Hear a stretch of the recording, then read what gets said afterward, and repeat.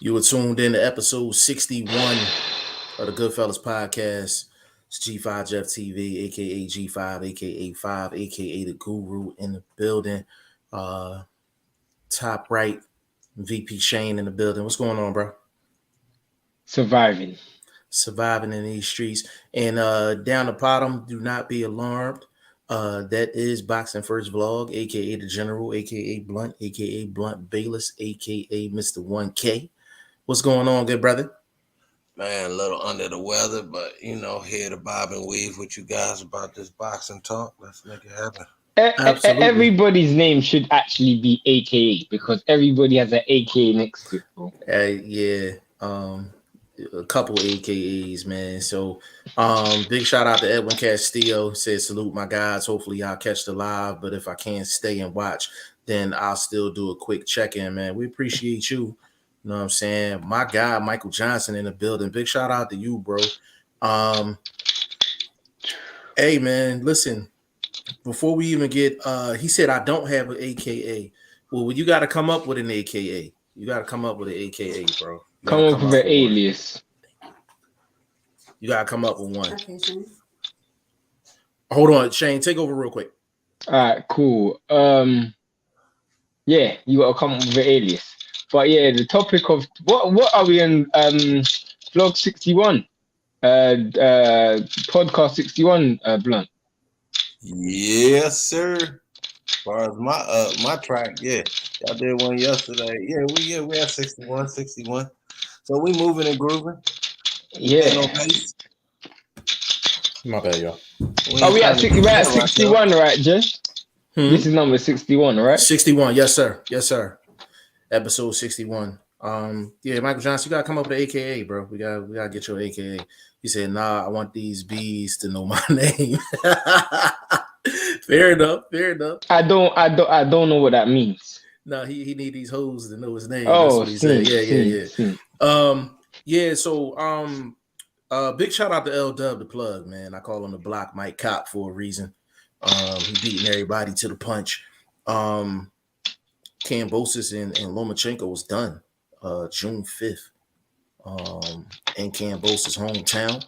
And again, big shout out to the plug. If you're not following L Dub on Instagram or Twitter, I don't know what the hell is wrong with you. That's the person that we go to when we need to drop. And not only did that's the person who comes to us. That's the person that comes to us too. Yeah. If first of all, L Dub beat Mike Cop to the Kambosos and the Lomachenko news, and he also beat him. They just announced Ennis and Castillo Clayton 17 minutes ago on ESPN, and Dub had that a month ago. You know what I'm saying? Yeah. So big shout out to the plug, man. If you're listening, bro, you gonna always get the shout outs here. You understand what I'm saying? So I mean, let's get into it, man. Let's not even waste no time, man. Let's get into it, man. Like Shane, you got the news from the plug first. When you first heard it, like what was your initial thoughts, bro? I said, I don't even want to misquote myself, but I said, unfortunate. Why? That's a very stupid question, Jeff. No, hey, you may think it's stupid, but I really don't know why. You know, and hold on, bro. Stupid in terms of who and what? Because of me. You know me, bro. You know I only want one thing in boxing. I only want one thing. But you can't say that's a stupid thing for me because my feelings on Haney in that situation anyway. Well, you know my feelings. So you miss me with you know my feelings. That's what I'm saying. You know my feelings. For those who don't know and who's watching and are a bit confused, I want undisputed. I don't care what weight class it is. I don't care what fight it is. I want disputed at every weight class. One champion, one face, one name. Right. Jeff already believes Kambosos is undisputed. How? I don't know, but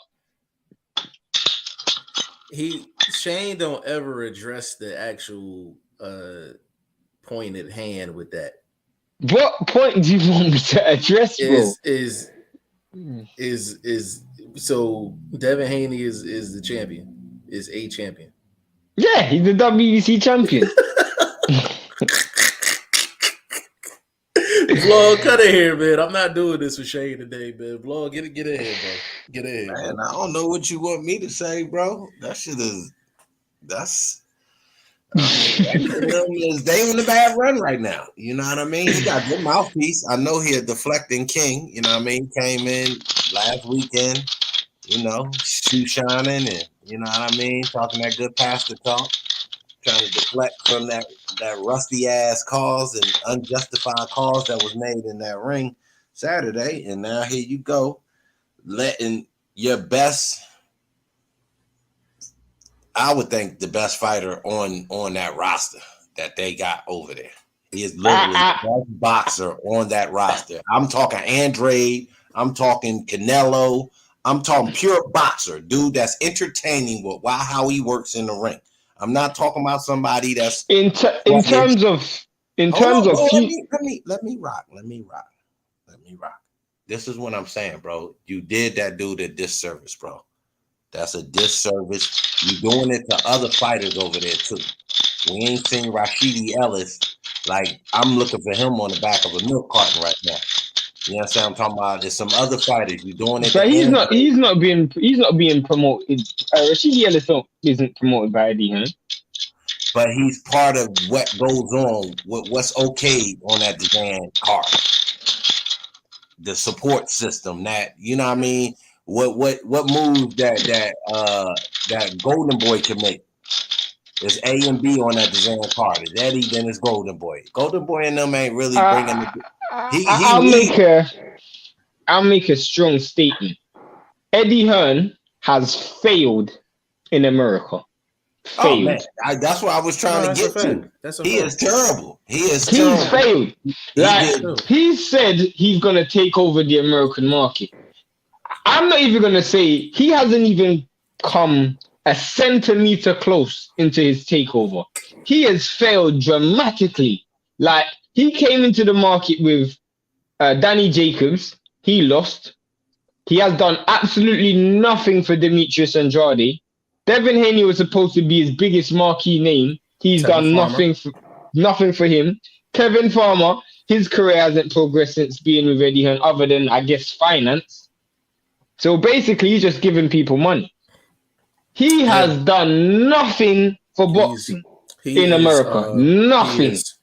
He is paying for slots in America. Like, he's literally the epitome of failure for promotion in America. He's done everything wrong. Everything. But and this is the icing on the cake here that have done foreign fighters better than he's done American fighters. Oh yeah, wow, bro! That's a significant statement. There are foreign fighters, Uzbekistanians, that sort of crop that come over here and get fast tracked by these undisputed boxing promotions, Sugar Burt, these little low key. They get fast tracked. They get supported in their growth process. This dude gets these names and then stalls dudes out. Like, what you doing with these dudes, bro? Like, I'm not understanding. The truth is, if we're keeping it all the way 100, he's a nearly good promoter. He nearly got the undisputed fight for Canelo on the zone, but it went to PBC. He nearly got AJ to become undisputed. He nearly got Dylan White a world title shot. He nearly got Devin Haney undisputed shot. He nearly got Andrade undisputed shot. But in actual fact, he's failed at every single thing I've just mentioned. That is the actual fact of it. He's a nearly good promoter. And that's just the fact. And if you look at his foresight with boxers, if you take for where he was, how he pubbed Felix Cash, I mean, come on, my dude. His foresight for boxers is like Vince McMahon's for wrestlers. It got to be set up. Everything got to be laid out on the red carpet for his foresight to actually come through. Because this dude couldn't prove himself on the stage against a dude. That would, I mean, just all in all, bro, he on a bad run. I mean, that ain't even the first time, Blunt. He's done that numerous times. I can name you like 10 fighters he's done that with, where he's literally just put them on a pedestal and they've fallen to a very, very humble ground. Yeah.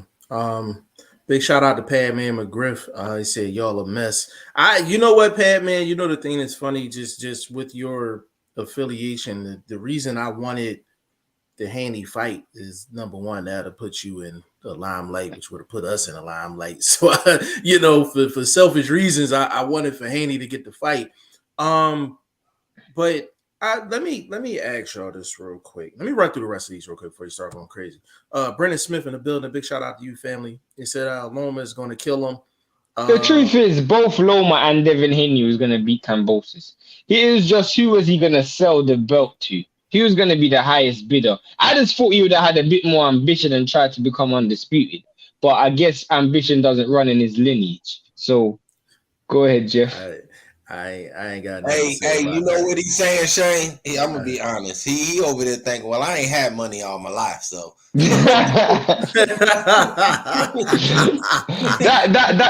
literally walking around like a Charles Martin right now. Yeah, literally. Yeah, you can, and you know what? That's a great name because you can honestly, you can say that.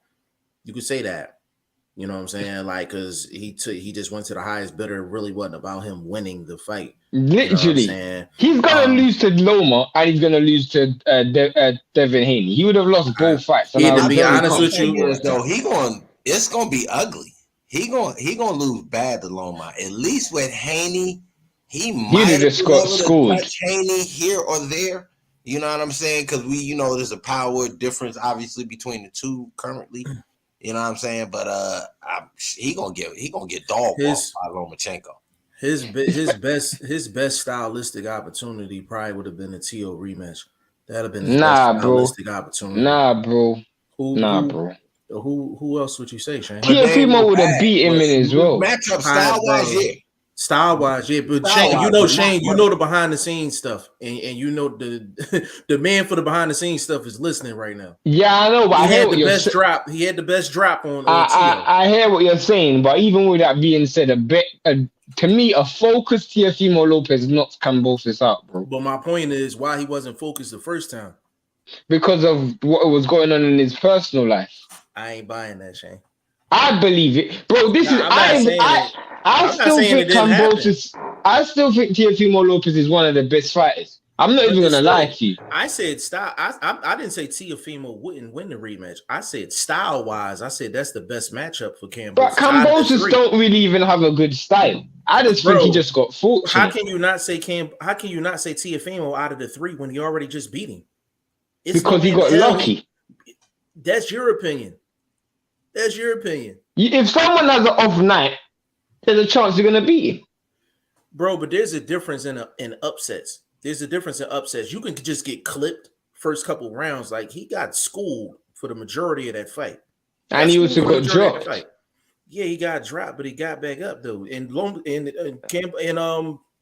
Teofimo got dropped too. That was his best night, and he got dropped. If Teofimo has his best night, bro, he beats but that's what I'm saying. But that's what I'm saying. Like, bro, like we criticize these fighters because we be like they ain't never been through nothing, and then if they get knocked down and they get back up, then we criticizing them for knocking them down. That's irrelevant to what's happening, to the robbery, to just the high level of disrespect. That now it's time for them to walk, man. They got to play independent game, man. They the best shit in town. They got to walk, and they got to take their show on the road. 1 fight deals, 2 fight deals, something, bro. You talking about Haney? Haney and them. Yeah, Haney. Haney needs to leave Eddie Hearn. He needs, because Eddie Hearn's done nothing for him. Like I don't understand. This is what I don't get. Well, he's a free agent though, right? I don't even care, bro. No, you can't say you can't care. You can't say you don't care because that's important. The reason why I'm saying I don't care is because whether he's a free agent or not, he still might sign a 1 fight deal to Eddie Hearn. I'm just saying, whatever the case is, make sure your next fight isn't with Eddie Hearn, because Eddie Hearn is. But that's the same situation he was in before this Kambosos talk. Like no, he wasn't though. Still the same. Like he wasn't. He wasn't a free agent. No, I mean in the sense that at the end of the day, the only benefit that Eddie Hearn could bring to the table is that he was at that time when Teofimo Lopez was champion. It was like there was almost like a agreement between the two parties, and because he was able to get Teofimo Lopez over to the zone, and Kambosos was already on the zone, it was like that was the best place to be for Devin Haney. But now I've just seen Kambosos go from fighting you to fighting Lomachenko. I mean, I don't know how Eddie Hearn could have dropped the ball so much, bro. He dropped the ball massively. Well, this is the thing. If and maybe I wasn't clear in where I was going with it. The reason why the free agent thing is so important is because if you're a free agent, you'd be better off being signed to somebody across the street than being a free agent. If we all notice, if a promoter can't get options on a fighter that's a free agent, they're not going to give them the opportunity.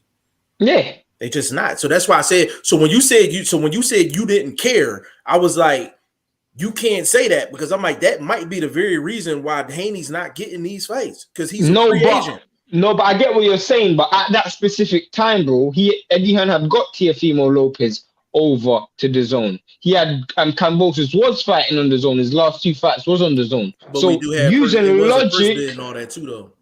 That wasn't just a standard fight, though. That was mandatory, all that. Like, you know what I'm saying? I know. I'm just saying, it's just, if I'm Devin Haney, right, and I'm like, okay, the 2 dudes that I want to fight are on the zone. Right. And also Ryan was on the zone as well. Correct. Why would I not stay on the zone? Because he didn't. PBC are struggling to get. He didn't. He's getting left out in the cold because he's the outsider until he signs a contract. I don't think that's it. But Shane, I don't think that's it. But Shane, if he is exclusively signed to the zone, he probably gets both fights. No, we don't. Both of them. No, we don't. I disagree with that. I think Eddie Hearn has dropped the ball in this situation. So Shane, if you feel that way, all of this Haney unification talk is for nothing. Because basically, according to what you're saying, like, he wasn't going to get a shot anyway, no matter what his affiliation was. Well, this is now me using hindsight. But 2 months ago, I didn't know this. But now I'm realizing that Eddie Hearn has failed. Then I'm realizing, yeah, exactly what you just said is true. But I didn't know that 2 months ago. But the reason why he's failing is because he's representing someone that's a free agent. That's my point. He's a free agent. Yeah, but but you don't know that they didn't have a deal, that his free agency was only contingent upon him getting the title shot.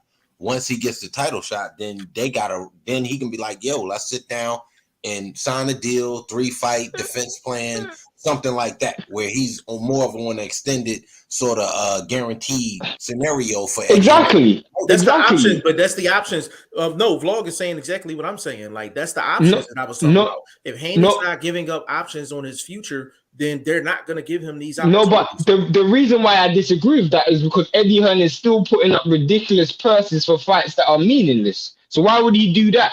But instead of just making an undisputed fight? That's his MO.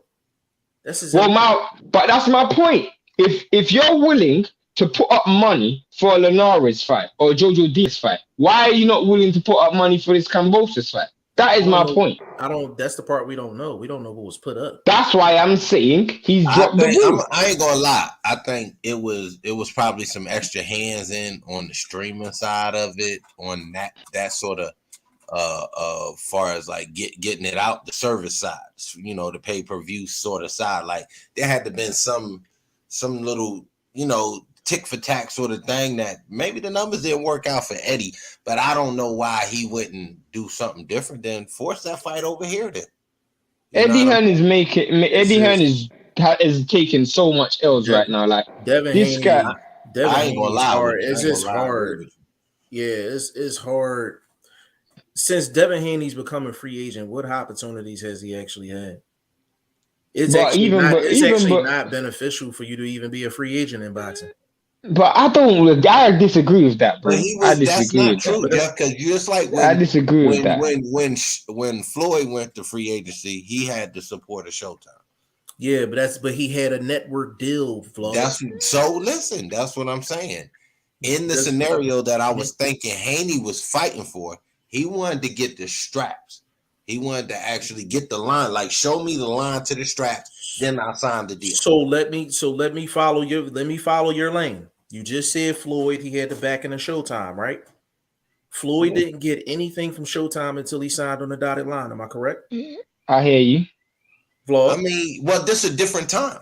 I'm following. No, I'm following your path. I get it. My thing is, they're like he's signing 1 fight deals at a time or a 2 fight deal for these past 2 fights. I say JoJo and Linares was on a 2 fight plan. Get me to the straps. Correct. Okay, now you're not. The straps are not being presented. The contract, the scenario not paying itself out. So technically, neither one is at fault because the numbers ain't work out. That's what I'm saying. It's almost like Eddie Hearn is getting away with being a bad businessman. Well, it just didn't work out, and you're a free agent, so you're not losing nothing. I'm not tying you down or holding you back. You know what I'm saying? I'm walking down your example though. I'm walking down the example. But even with the Floyd situation, Jeff, this is what I think you're failing to understand. The free agency doesn't mean anything because at the end of the day, if you still got someone who's willing to put money behind you, how much of a free agent are you? You're a hired gun. That's a different. That would be a hired gun. I'm gonna tell y'all where y'all not understanding. And again, Vlog, I'm gonna walk down your street. You said Floyd, you said Showtime. How many fights did Floyd sign up for before he got everything he wanted from Showtime? How many? 6. 4? It was 6. 6 fight deal. He signed a 6 fight deal. He did not get nothing from Showtime until he signed for multiple fights and multiple years. What I'm trying to say to you now. That the last agreement was this 2 fight scenario. That leads to the title situation. You defend this belt 2 times on my platform. I could get you the undisputed situation.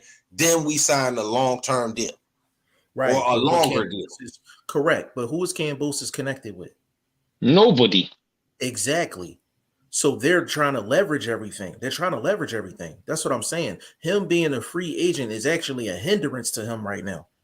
But Shane, name me a fight that he can get as a free agent right now. Name me a fight that he could get if he was signed to a promotional company. I guarantee you he would have got one of them fights if he was signed with the Zone. I guarantee he wouldn't have. The Zone not invested. Okay. Wait, one second, Jeff. One second, Jeff. Real quick. If Haney's next fight, when Haney's next fight get announced, come see me. I guarantee you it's on the Zone. I guarantee it won't be a big name. I guarantee it'll be on the Zone. That's fine, but it don't matter where it is. If it ain't a big name, what's the point? But let me ask you a question, Jeff. This is where I'm saying you're not listening. Because you're saying he should have signed a long-term deal with the Zone. The Zone are putting more money behind Devin Haney than anyone else, and he's not signed, bro. So what are you talking about, bro? They putting more money behind him than anyone else at that weight class. But you were acting like that's the only person they've done that with. They did that with Andre. They did that with Tevin Farmer. They've done and they had long-term deals, and they still couldn't get the fights, bro. It's more than just long-term deals, bro. It's a fact one. So Shane, the reason why he didn't get the Teofimo fight because he wouldn't sign with Top Rank. Am I correct? Is that why he didn't get?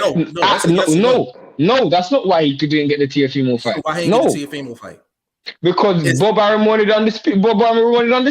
But he also wanted options, Shane. You know that. You're leaving stuff out. Bro, at the end of the day, why would you want options when you got an undisputed fight right there? Loma versus Teofimo was always the fight that was going to be made. Because if Devin Haney wins the fight, then he has options on him, bro. You know how that's how Bob. That's how Arum operates, bro. You know that. I know what you're saying. Right. But let me ask you a question, Jeff, because this is why I feel like we're going back and forth on something that you're literally not understanding. So you're telling me what would Devin Haney have had to do to get the Kambosos fight? You're telling me you would have to sign to Top Rank. Is that what you're saying?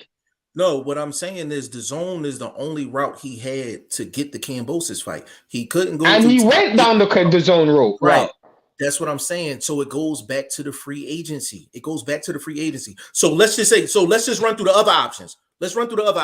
Can he get the Kambosos fight through Al? Yes or no? No. Can he get the Kambosos fight through Bob Arum if he's not signed to Bob Arum? No. So what other options does he have, Shane? Okay, so let me explain the situation. He went down the zone route, bro. He went down that route because at the end of the day, the zone's looking at it like this. I want undisputed on my platform right now. If I don't make the fight with Devin Haney versus Kambosos, the fight's gonna go to ESPN. That's a fact. The fight is now gone to ESPN. It doesn't matter whether it's a long-term deal or a one-fight deal. We've seen that with Canelo, bro. They put a one-fight deal down. At the end of the day, he's gone down the road of the route of the zone. He went down the route of the zone, bro. He has had his last 4 fights with the zone, bro, or 5 fights with the zone. Can we agree on this? We can agree on this so we can keep it moving. So he can sign. So the zone. He tried to go to the zone route. It didn't work, right? We agreed on that, right? He can't go to PBC route. Wouldn't work, right? Yeah. If he doesn't sign with Bob, it wasn't going to work, right? Yeah. Obviously, Oscar De La Hoya is out of the equation. Those are all of the major players. So what answer do we have for Devin Haney? In my personal opinion, right now, moving forward, I would say he needs to go and sign with Bob Arum. Now, after the fact, I would say that now. But that before that's in hindsight. That's in hindsight. But before the case, I wouldn't have said that because Kambosos was fighting on the zone. Ryan was fighting on the zone, and he did not know that the situation would have played out the way it played out. Yeah. And this is where I feel like the zone is the one who's dropping the ball because Devin Haney isn't an anomaly here. The common factor is always the zone. The reason why Andre didn't get a big fight was because he was with the zone. The reason why so many fighters, Kevin Farmer, like we just brought up, bro, the zone is always the common factor. I'm not saying the zone isn't a good platform, but at the end of the day, the zone has failed to provide enough substance since Eddie Hearn's been in America, bro. They failed. Yeah. They have failed so many fighters, bro. And that's where I agree with you. I agree with Vlog. Just when it comes down to Eddie Hearn and the American fighter, the most he can do is pay for a slot. That's all he can do. He has no power, none of that whatsoever. So we're all in agreement with that. It's just before I get to your comment, I just want to know, because even if he signs with Top Rank right now, and let's just say, because he had a direct path to Lomachenko in the first place, and remember, Bob Arum was the one that got Lomachenko to franchise so he can actually avoid Haney. Yeah. So that don't even guarantee anything. Because I guarantee you, once Lomachenko, now let me get your opinions on this. If Lomachenko beats Kambosos, does Lomachenko fight Haney or does he avoid him? He's not gonna fight Haney. He's not gonna fight. He's not gonna fight Haney. Vlog, what you think, baby? Well, off route, I agree with what y'all saying about that. But off route, if he wanted to do that, I would go straight to 140 and go after Bob Boy. Josh?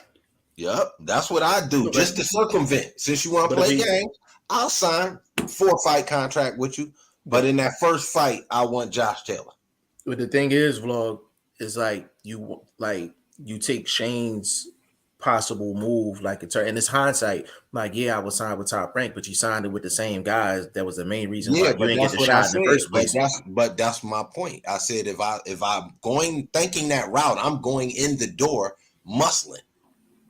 My in the door muscle is I need Josh Taylor right off top. Since y'all backdoor me on the other joint, y'all leave the mailed in belt at the door.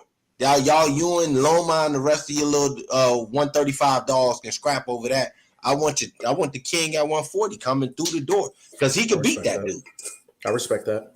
That's the route I would do. Yeah, it's can we all agree that it's hard? And I will fulfill my contract because I'm gonna be fulfilling it as the reigning undisputed junior welterweight king. So that's what I would do. Shane and Vlog, can we all agree that Haney's in a really tough spot right now? I mean, my respect. Also in the spot, bro, where he got power too, bro. That's where you cannot disagree with that power. That power is about as strong as his punch power, bro. He ain't got no power, bro. He ain't got no power, bro. Yeah, he got Bro, Malignaggi power right I'm now. not gonna lie. All right, that's y'all. We'll leave it at that. I ain't even I'm not gonna lie, respond to bro. that. I'll keep it real. My respect for Kambosos has reduced drastically. Why? Bro, the most important thing is undisputed in boxing. That's the most important thing. Nah, this is entertainment, and these dudes is putting their life on the line. So if he equates something to be more important, his one and only chance at an opportunity at a bag, a one fight bag, like, you know what I'm saying? This dude is insignificant, bro. That's insignificant. You're Undisputed saying that from not you ain't walking down them damn dirt roads in Australia. I don't need to. That's my I'm point. a fan. That's my point. I'm trying to get you to look at it from his position. Jeff, let's run through. Huh? No, nothing. Because I saw a comment I wanted to get to. Go on, Blunt. Finish your comment. Okay. Yeah, go ahead, Blunt. Go ahead. Do you think, baby? As I was saying, they looking at it from an elevate level, a family lineage. You know what I'm saying? I might not see $1 million payday again. So hey, Vlog, you love that family lineage, yo. You did that with Kambosos, you did it with the Rama. You love the family, boy. Bro, you gotta dedicate your time, homie. Shit, when you gone, Stay ready. Let us know if you want to jump on, by the way. Hold on. Let me what you say? I said stay ready. Let us know if you want to jump on. But once you got a lot of comments, so run through all of them. Padman said, I'm taking Kambosos for the simple fact that he's a mover, setup artist. Loma will not beat him. Loma is older, doesn't have the power like before, and Comey was just a tune-up. I got 100. I got 100. Man, I got a bag on that too. He dog walked this dude, homie. We have a coach's quarrel going on because some of the coaches don't like me because I will change them. That's honestly speaking, and we know your connection with that whole situation as well, for sure. I bet 100. But I got Lomachenko beating Kambosos. Like, he had to show me.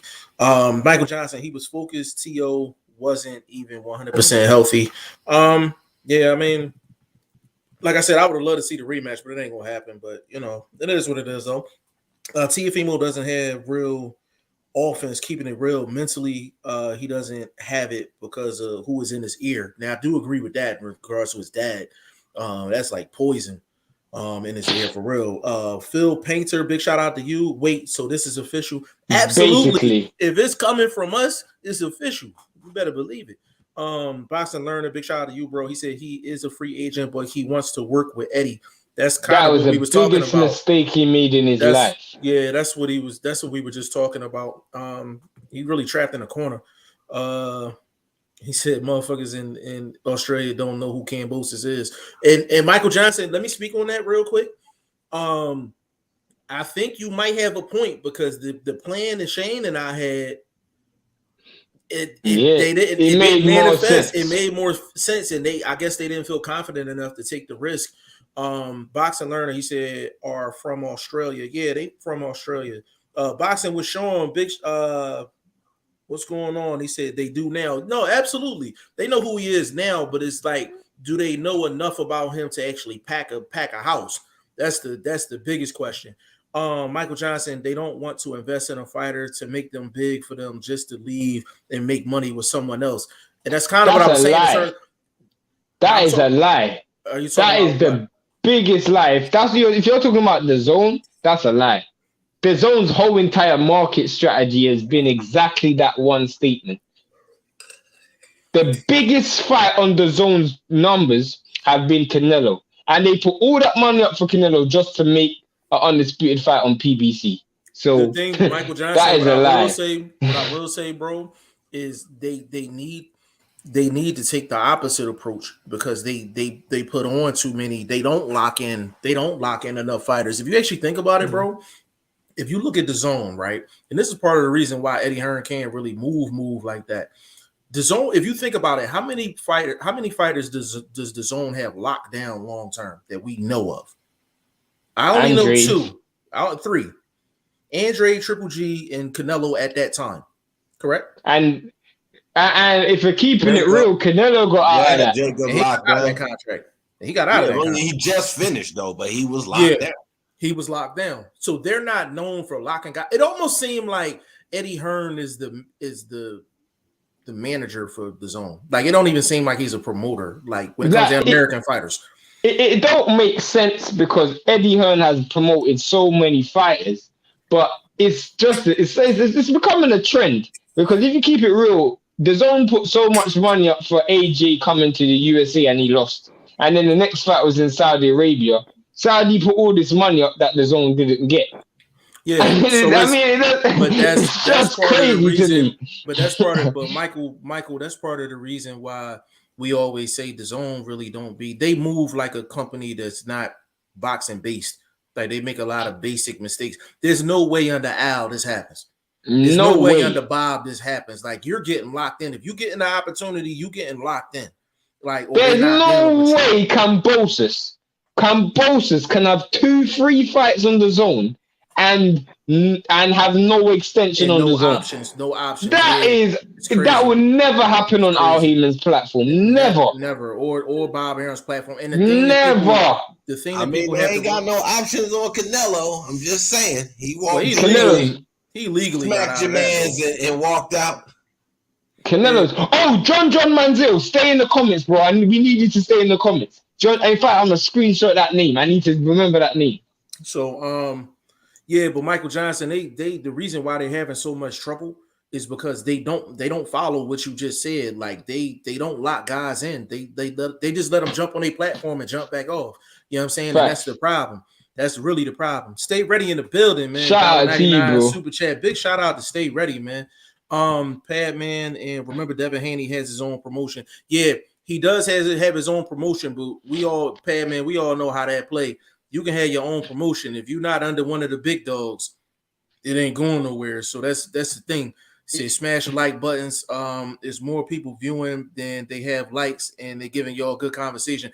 I agree with that 100%, man. I agree with that 100%, man. Give us a thumbs up, man. Smash the like button. Boxing with Sean Floyd, Manny Ward, Undisputed. He's saying they've never been undisputed. They've never been undisputed. Absolutely. Yeah, that's true. That's true. And that is the criticism I have of all three of those fights. I gotta beg to differ with that last name. That Super 6 was damn near undisputed, bro. You want to run like that? It wasn't. Beg your pardon? It wasn't though. But it wasn't. See, it was close. Close. You're a bona fide, sanctified. I mean, I think you they put player hater on your back when you was born. Bro, I'm gonna keep it real. I watch every fight in that Super 6. I mean, bro. You want to be technical, and I'm not being as technical. I just said if you really wanted to look at that list, if anybody was close, the Super 6 had your boy where you could say, well, damn, that's the closest you can get to undisputed. You going to run like that, bro? Come on now. Yeah, damn, that's true. That's true. Man, that's true. Technical. Okay, now we agree. That's all I ask. That's true, but it wasn't. But I agree. God, this motherfucker. If he was in front of me, I'd take this picture frame and break it across his goddamn head. The truth is, bro, I have this obsession with undisputed. I get it, my dude. I get it. Yeah. It's all love, though. DM3 ENT, what's going on, bro? Say undisputed is the most important because that's what's going to put you in the history books and possibly the Hall of Fame. In the words of a great man, one champion, one face, one name. That's what I want. Facts. Stay ready. He is going to get more money from a Haney fight than a Loma fight. Haney makes more money than Loma. The Zone has more money than ESPN for boxing. That's kind of stay ready. That's kind of where we've been kind of bouncing back and forth with, because when the news came out, I was like, well, damn, like, what did Bob Arum offer him? The only thing he could offer Kambosos is a multi-fight deal, even if he loses. That's the only thing he can offer him, and a certain purse after this. That's the only thing he can offer him. And I'm assuming that's probably what's going to come out. I assume. Now I will say this. If it's only a one-fight deal, then Kambosos is the dumbest. I mean, this dude was asking for 12 minutes. You know who his manager is, right? Who? Oh my God. Lou DiBella. But see, here's the thing that people don't realize. Lou DiBella means absolutely nothing in this equation. He's just here to cut a check. The reason why is because he has no network deal. He's affiliated with no network deal, no promotional company. So essentially, he's just a manager at the end of the day. So he has no pull. So actually, Kambosos is actually looking for long-term security right along with these other promotional companies. So that's what makes it so fascinating, this whole story, period. You know what I'm saying? It makes it fascinating at the end of the day. Boxing with Sean, he said, Comey a more proven fighter than Kambosos. You agree with that? That's the backup fight. If he take this deal, That's a good question. Fight. No, I'm saying the question, Vlog. I get it. I mean, they both about even at this point. I mean, Comey's a proven loser, so you can put it that. Damn, Shane, ice cold Shane back at it. I mean, but Kambosos is a loser too. He just, or he's overachieving, because you got people saying he lost the Selby fight. You have people also saying he lost. I don't know what. Teofimo. I don't know what crack those people were saying that he lost to Selby, but I hear what you're saying, Blunt. I hear what you mean. If you look back, man, that goddamn ring announcement, there was something going on. There was some last minute negotiations going on to see who was going to advance between them two. Selby was getting walked. He was getting walked in that fight. Sir, it took all 10 fucking minutes, bro. That's fine. Yeah, I remember. I actually remember that. I remember that for sure. That's not fine. No, I'm saying that's not. Your fine, statement is fine. Your statement is fine. What I'm saying is that still don't change the fact that he got his ass whipped. Lee Selby got his ass whipped. I mean, 10 minutes, 20 minutes, 15 minutes, whatever. He got his ass whipped. All right, I'm just your boy. Like I said, if he do a extended deal, you know, Comey name is in there on a bounce back fight. I gotta think about that. Damn, is Comey more proven than Kambosos? I'm gonna say that's a good question. Comey's a proven loser, bro. He's a proven loser. He's a proven loser to the he's a proven loser to the A level. Can we at least he say lost to Robert Easter Jr., he lost to Teofimo and lost to Loma. So Easter at that time was definitely B plus at that No, time. I'm not saying that. I'm just saying he's proven that he's not elite. Kambosos hasn't proven that he's not elite. Right. Okay. Fair enough. Go ahead, Vlog. So you telling me, looking at anybody at 135 right now, who can he beat? So he's already proven if he can't beat anybody and he got the belts and he still. I can't say he can't because he just beat. So who can he beat then? Answer it that way then. Well, who I would pick him to beat? Who I would pick him to beat is no one. But who he can beat is everyone. But that's what I'm saying. He's unproven. Whereas Comey has proven to lose. That's what he's proven to do. I think Comey could beat Kambosos, though. I ain't gonna lie about that. No, I'll take Kambosos. I'll take Kambosos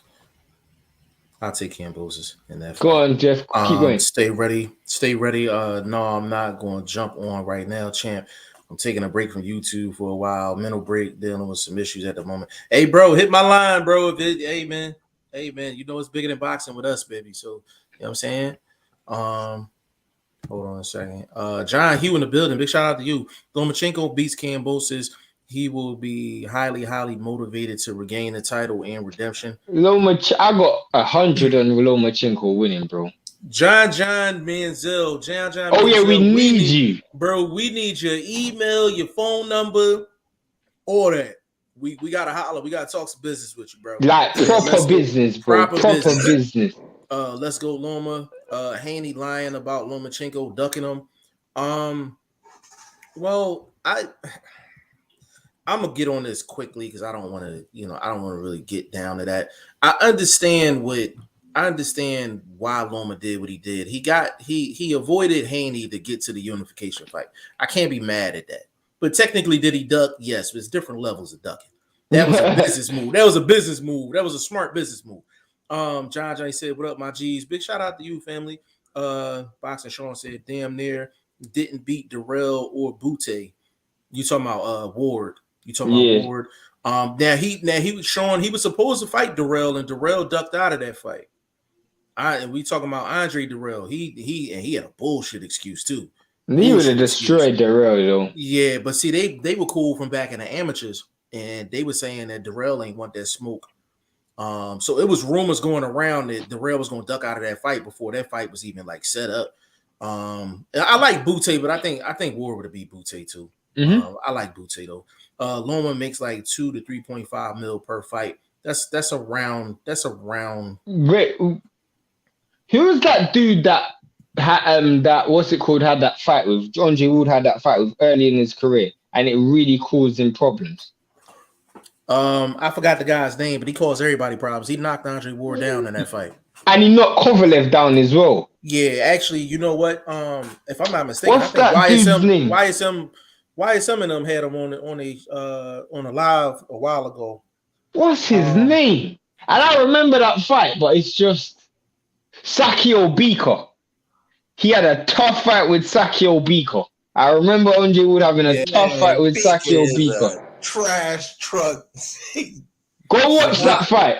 Go watch that fight. He had a rough day, bro. The dude was the boy was Bika is a grinder, bro. He's a dude that can make you look bad. Now I'll give you that. He's a dude that is hard to look Floyd-esque against. So yeah, he made it was a tough fight, but he lost. No, he lost. I'm not saying Andre Wood didn't win. I'm just saying I remember that I thought that was gonna be an easy. Oh yeah, and the Boone fight as well. Well done, Darnell Boone. Yeah, I remember that fight as well. Well done, John. I remember that fight. Boone, yes. And he knocked down Adonis Stevenson as well, if I'm correct. Darnell Boone is equivalent. I'm not talking skill, but I'm talking about like how he's perceived. Darnell Boone is equivalent to the Drunken Master. You know what I'm saying? Just in terms of just they got a lot of losses on their record, but they give everybody hell. You know what I'm saying? Darnell Boone is one of those guys. I got a name for you. Okay. Who's that dude that almost knocked out Evander Holyfield in his first fight at heavyweight? Man. No. That was cruiserweight. Was it Witherspoon? Did he fight Witherspoon? No, I'm not talking about. Was his first fight? You said not. You said heavyweight. I'm thinking Burt Cooper. Burt Cooper. No, Burt Cooper. It is Burt Cooper. Yeah, it is Burt Cooper. I was thinking Kawhi at cruiserweight. That's what I was saying. Yeah, but Burt Cooper is equivalent in the sense that Burt Cooper was the dude who always overachieved and he had ridiculous punch power. Like he had ridiculous punch power. Yeah. They fought. That boy Ray Mercer was a fucking problem. Ray Mercer, It's a lot of, you know what? The heavyweight division back in that era, it was so many guys. Guys like Ray Mercer, Tim Witherspoon, guys like that. They just under the radar, like they just don't get mentioned. A whole lot of Johnny Rices back then. Whole lot of Johnny Rices. I don't know about that. Hector, what's going on, bro? He said Haney is a much easier fight, so I don't know why he picked Loma. Pick Loma, I assume because as Jeff said, he's probably getting some backing. I ain't saying he gonna win against Haney, but it is an easier fight for him as far as I think the power side of it. Yeah, you know what I'm saying? Like the speed is the same. I give Loma a little bit of edge on the footwork, but Haney obviously can fight long, causing issues. So they bring different issues for Kambosos in that fight. But power-wise, that shot that you don't see that's coming fast, you're going to more or less get caught with it from Loma than you would Haney. Yeah, because even if and let me throw this in real quick before I get to the next comment. Even from Bob Arams, and I'm throwing my promoter hat on, like, so if he wanted to pitch something to Kambosos, number one, a multi-fight deal, even if he loses. That's number one. A guaranteed purse for those fights. That's number two. Number three, he can even pitch him something saying, hey, listen, Josh Taylor's not going to be at 140 no more. He's moving up to 147. They're about to disperse all these belts. I can even guarantee you a shot at an empty belt, a vacant belt at 140. So it's actually a lot that Bob can actually offer him that Kambosos don't have. So it depends on when it comes out. If any of that stuff I just said is in the actual statement, salute your boy. You know what I'm saying? No, but that's the same sort of stuff I was trying to say that Haney can shop when he's taking offers, because I don't think he's running around selling himself, bro. They in the position of taking offers. So you got to have a counter offer when you're accepting offers. And his counter offer, like I said, if it's anything towards that top rank, man, it's that dude Josh Taylor on the table. Get him locked in before he moves. because Cantrell is gonna be cupcake. You can't let that be your one defense at undisputed, and then you going out the back door. That's almost disrespectful to go on and do that. The thing is with that though, Vlog, if Kambosos has a choice of who he wants to do future business with, if you actually think about it, Haney really doesn't. I ain't saying that. I ain't saying you wrong about that. I'm just saying I think Haney still has the same sellable or counter offers. But if you think about it, what does Haney have to offer that he's still the champ, bro? He's still the champ, bro. But the thing is, outside of that belt, what else does he have to offer? That's what I'm saying. The name itself, who he would come onto that platform with the biggest name in boxing, bigger than Shakur. I don't know about that. I don't know about that. Me, who on my platform got a bigger name than Devin Haney right now? Loma. Nah. No. Tyson Fury. Loma. Nah. Not as far. You can argue Teofimo names just as big. Yeah, I was about to say you can argue names just as big. Yeah. And he probably make more money with Josh Taylor too if he had a couple hometown fights. So who? I said even Josh Taylor, he'll make more money with Josh Taylor if it was a hometown fight. Y'all niggas has got no respect for Haney and what he. It's not just being realistic. It's not about being disrespectful. That's what's up. I get it. But you gotta coming from that way. Vlog, but you gotta pay attention to the comment you made. You said he would be the biggest name to step foot on that platform. We just gave 4 or 5 names.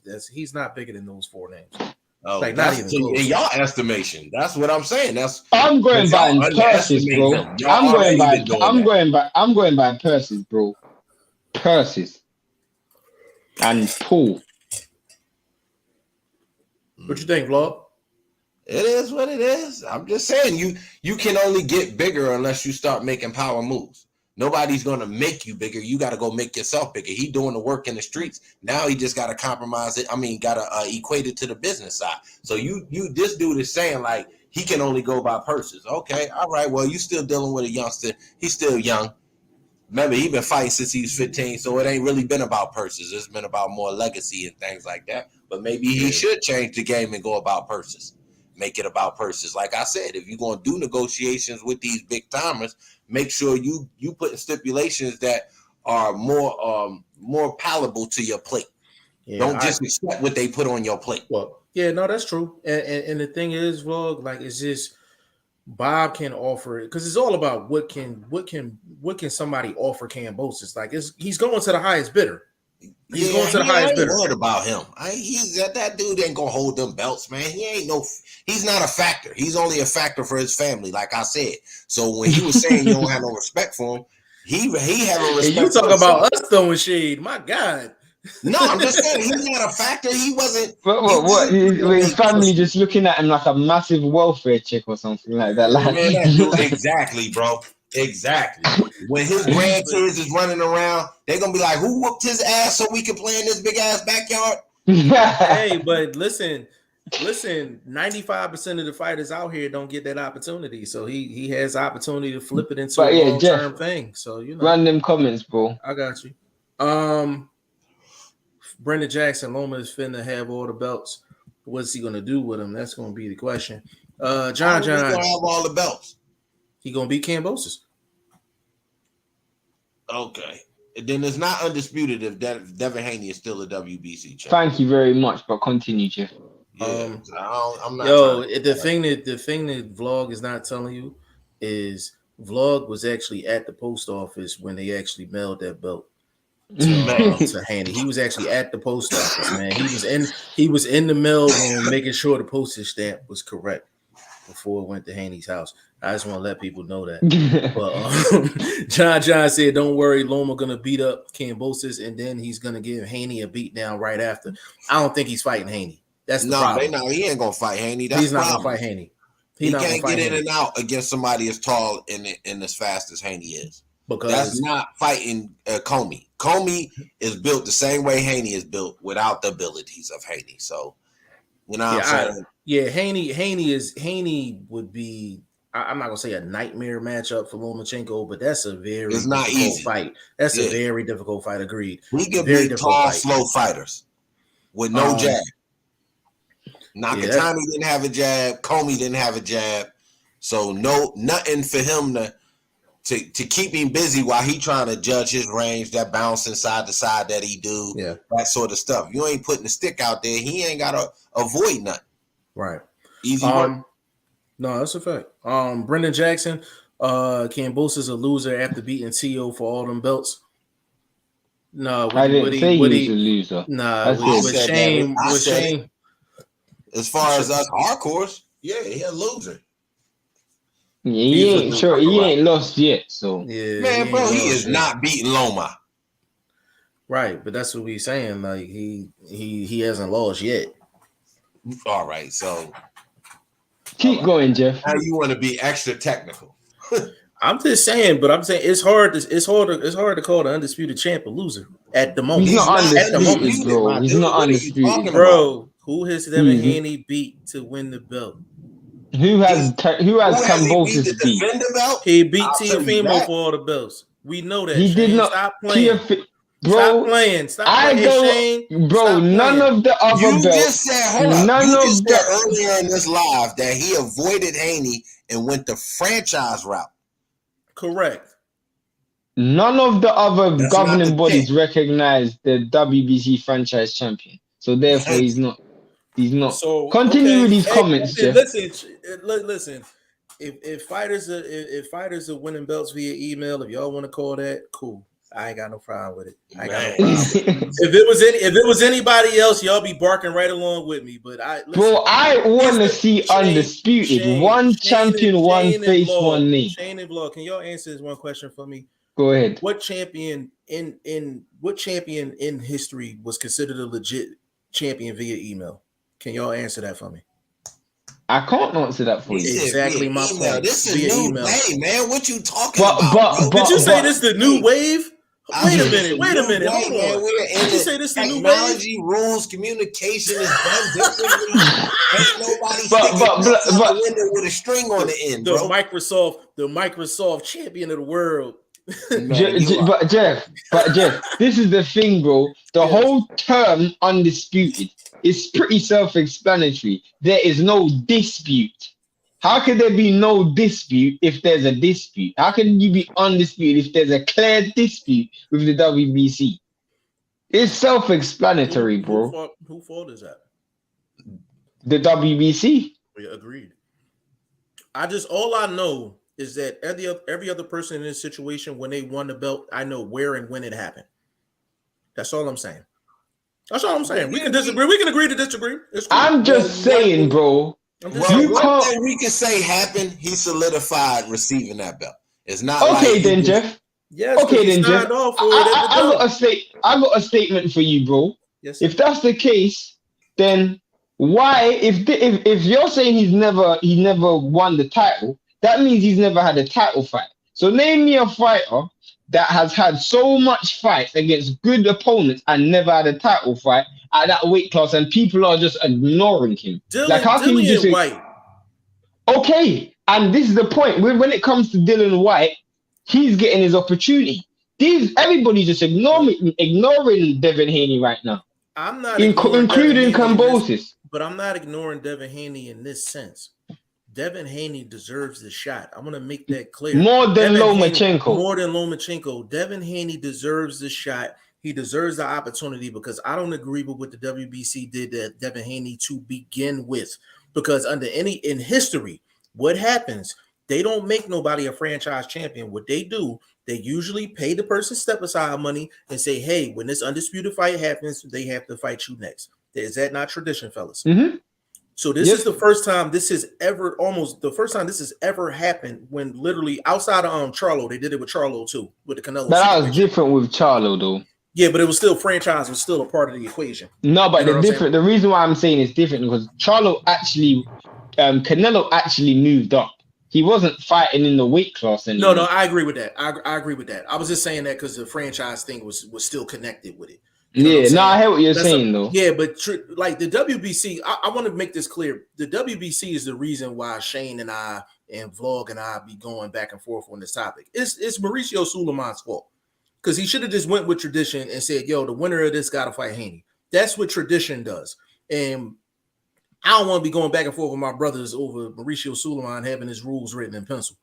You understand what I'm saying? But Devin Haney deserves a shot. But let's keep it real, bro. Let's keep it real. How on earth franchise champion is supposed to be awarded to the person who in their eyes is good enough to not fight mandatories and has accomplished enough in their career? This is what Mauricio Suleiman said. Accomplished enough in their career where they get exemplaries. How on earth has Kambosos deserved that? How on earth has Kambosos deserved that? What has he done to deserve franchise status, bro? And then on top of that, he said it wasn't transferable. So it's just a big mess. It don't make any sense. It don't make any sense, regardless. Bro, I didn't even remember you said that. He said it's not transferable. So there's no way. There's no way Kambosos is undisputed. I don't care what no one says to me, bro. But the thing is, if it's not transferable, if you think about it, if it wasn't transferable, that means it wasn't transferred to Kambosos or Haney. Or Teofimo. Or Teofimo for that matter. So that's why I said it's a big mess regardless. It's a real big mess, man. That's why if they fought Devin Haney right now, it would have cleaned everything up. Yes. It would have cleaned everything up. I'm disappointed that Devin Haney didn't get the shot. I know I say what I say on here, but I am extremely disappointed that Devin Haney didn't get the shot because he's the one dude that actually deserves it. He deserves it more than Lomachenko. Then I'm just going to keep it a bean. And Lomachenko's not going to fight Haney once he beats Kambosos, which is really going to put him it's putting him in a corner. It's putting him in a corner at the end of the day, man. So we did a lot of arguing, but I agree with my brothers at the end of the day, man. Like Devin Haney deserves that shot, bro. He deserves that shot. All right, let's run through him. By the way, John, you're not dropping your email right now. You need to drop your email address in this comment section. Yeah. You got to drop it, bro. I'm betting 1K on Loma. That's cool. You're not gonna get a lot back, but bet on a round or something. You're probably gonna have to drop about 2,500 on Loma. You better bet a round or something. You better bet a round or something. Yeah. John said Comey versus Easter was a classic. Yes, that was. Yeah, that was a classic fight. Sean, he was robbed in the Easter fight. That was a real tight fight, bro. I don't remember my scorecard. But a lot of people did think Comey won that fight though. But that was a home game for Easter too. Yeah, that was a home game. Shout out to Easter. I want to hope big shout out, I'm sorry. Yeah, big shout out to Robert Easter, man. Hope you're getting well soon, bro. John Comey would beat Isaac Cruz. Oh, good fight. Good fight. What y'all think about that? Let's chop on that real quick. Terrible. Isaac Cruz. You think Cruz beats? You think Cruz? Just you do too little, man. It's punching down. So you saying Comey will win the fight? Comey will win the fight, bro? Nah, it's not a fight I wouldn't even want to see, bro, because of the mismatch in body types, bro. You can't have a good exchange in there. You know what I mean? Somebody's subject to having some shoulder problems, arms getting tied up. You got the little boy trying to Jesus Christ. Bro, I'm just telling you that's not a good style matchup, bro. The names, I see it for the name's sake. Yeah, it look good on paper, but in the ring, that shit look terrible, bro. Trust me. Okay. DM3, Loma is going to dance and put on a boxing clinic against Kambosos. Yeah, that's what it looked like. I don't know why this joint. You blocked a couple joints, Shane? Yeah. Okay. No, it looked funny on my screen. You don't duck a fighter. Brendan said you don't duck a fighter if you're fighting a more dangerous fighter for a more valuable reward. That's why I said, Brendan, I said it's a situation where it was a form of ducking, but there's certain levels of it. But I agree with you saying.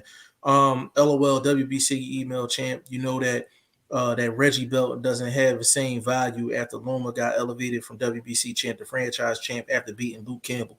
Bottom line is I like Devin Haney should have got the winner. Point blank period. Like he should have got the winner. Period. John, Lomachenko not scared to lose though. He don't like Haney, so he's gonna fight him. You have to understand the Ukrainian mentality, never scared to lose, love competition. Well, the thing is he ain't gonna fight Devin Haney, bro. He's not gonna fight Haney. Brendan, the way Vlog is talking, Haney should have dog washed and stopped Jojo Diaz rather than just doing enough to win a UD. Ooh, shots fired. I Shots wouldn't fired. say that. Hold on. There ain't no shots Shot. fired. We all understand what it is with the shoulder thing and the loss of power. But that stepped up his boxing skill in all actuality. Because now we a young fighter that got to rely on everything that the game entails and not just sit back and hopefully he can catch somebody if things not going well. Now he got to box himself out of situations. So, bro, he the best boxer in the game right now, bro. Outside of the power situation. Now, all around, I don't got him on my pound for pound list because of the lack of power. But I understand he's still the best boxer when it comes to the 1-2, moving, taking the shot too. Because boxing is a part of getting hit. He got hit by a heavy-handed dude, and he walked that off straight to the corner. Props to him. I like what he's doing in there. He was on a stanky leg to the corner, but he did walk to the corner. He woke that leg up. He slapped it on the way to the corner and woke up and he sat his ass down. Brendan said, talking about hardcore, speak for yourself. We're all hardcores. No, it's a fact. That's how if you in here, you're a hardcore, like for sure. John, when Loma fought Teofimo, all 4 belts were in the ring. The franchise belt, not the WBC world title. Brenda said new wave. Yeah, he said there's a new wave out here, man. The tech companies giving out belts, man. The tech companies. No belt manufactured at your house, nigga. Take that shit at the crib, right in front of you. The Amazon American Championship of the world. John, virtually reality champion. Loma would beat the hell out of Haney. I don't agree with that, bro. I don't agree with that. Consider VRC belt. John, Dillian White has the greatest resume of any fighter that hasn't had a title shot. That's a fact. No, I agree with that. 100%. Brendan Sullivan. But he isn't the best fighter walking that hasn't had a title shot. Yeah. He said, I'm assuming you mean Suleiman. Not the best, but he's got the best resume. Suleiman has changed the rules on a whim plenty. No, that's a fact. That's a fact. That's why we don't. Fact. That's 100% facts. They don't even use number 2 pencil. They use number 1. They want to make it easy to erase it. It is transferable. It's not being transferable. Was changed a while ago. It's the reason T.O. even won the belt. Come on, dude. Well, the thing is this transferable, not transferable. Like it's just it shouldn't have been that situation to begin with. You know what I mean? Like. John said, I understand where y'all coming from. Appreciate you. Said, yes, he will. Loma will fight Haney. I got money on it. Bro, listen. If Loma fights Haney, I'm with my man Vlog on this one, man. I'm putting some bread on Haney. I ain't even gonna front. Yeah, but you gotta look at it. How would that go down? Would it have to be Haney on a 2-fight deal on the backside as the beef side fighter? Obviously, he's gonna be the big side. Can I tell you how? He gonna have to sign a multi-fight deal with Bob. That's what I said. 2-fight deal. More than two though. More than two. Absolutely. That's more than 2. I mean, at this point, I'll do it. I ain't gonna. I was going to say at this point, what other option do we have? I mean, he still can fight on Fight TV and probably do another 2 fights. I'm gonna jump off right now. Yeah. Blunt shot. You got some boo things going on, brother? Nah, bro. I am knackered, bro. Absolutely knackered. Okay. All right, go ahead. Do your thing, bro. Do your thing, bro. Right, he's sparked up. And I gotta get ready to get up out of here too, bro. Nah, that's cool. That's cool. Brendan, he said, I'm honestly confident that Loma fights Haney after beating Kambosos. I don't know about that, bro. I don't see it happening. Unless Haney signs a long-term deal with Top Rank, I just don't see it happening. Brendan Jackson, Isaac Cruz versus Comey will be a war. That'd be a crazy fight, bro. For real. Martha Rodriguez. Hey boo. Big shout out to Martha. Hey boo. Hold on. Brendan Jackson, LOL. So if Loma fought Haney instead of the more dangerous T.O., that'd be a form of ducking too. Duck gets thrown around way too much. Yeah, that word gets thrown around quite a bit. Like I said, it's just different levels to it. Brendan Jackson, he says Haney shoulder thing and loss of power. Vlog, do you agree that Loma performed the way he did versus T.O. due to his shoulder being injured? Curious about that one after that line. Yes.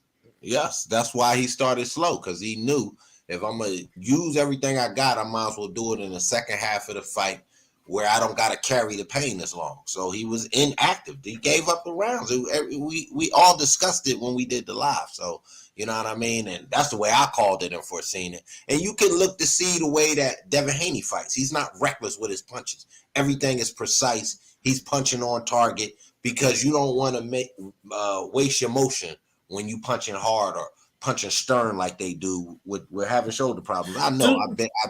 Let me ask you a question about that, because I've never had a shoulder injury, so I'm kind of curious.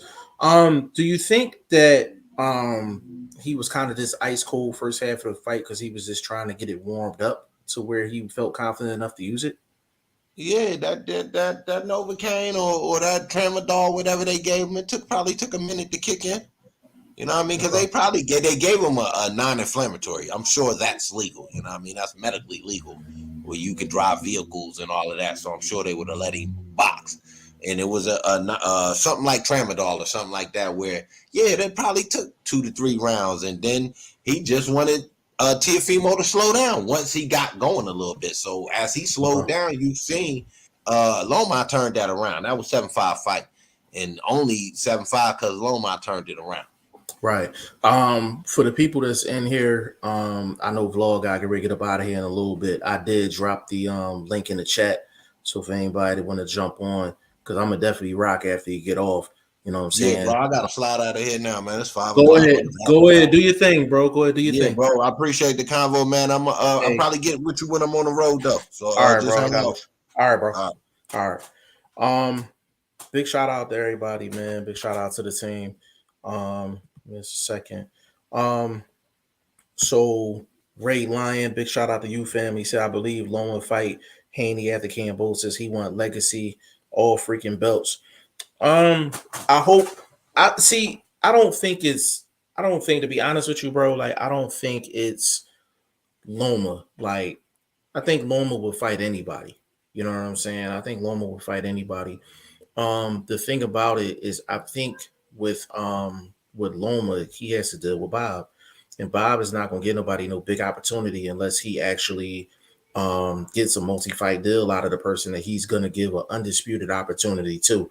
That's just how Bob Arum does business. You know what I mean? That's how he does business. But I hope it happens though. Brenda Jackson, you kept it a buck on that one, Vlog. Listen, man, I go back and forth with Vlog all the time. It don't matter what's going on, all the time. Yo, the link is in the chat. If you want to come in here, man, it's a prime opportunity to do so, for sure. John Manziel, Loma was warming his shoulder. Yeah, that's to be honest with you, when they interviewed Loma, like he never really gave a clear answer on why he started out so slow. Like he didn't mention the shoulder. Now, mind you, I'm assuming that's probably what it was because he got surgery like that Monday. Like he lost that Saturday and got a surgery that Monday. So I'm pretty sure that was probably it. John, I had a torn rotator cuff in my throwing shoulder, and it takes a while to warm it. I respect that. I never had a shoulder injury before, so I can't really say that I know I can really speak on that. You know what I'm saying? So yeah, man, Loma and he said y'all got my emails. I'm gonna have Shane check because Shane got access to it at the moment, so he'll check for me, and we'll go from there. We definitely gotta hit you up though. So about some business, like for sure. But we got Kambosos and Lomachenko next. Like I said before, I think what's going on, I think Bob Arum actually offered him some guarantees if he loses to Lomachenko.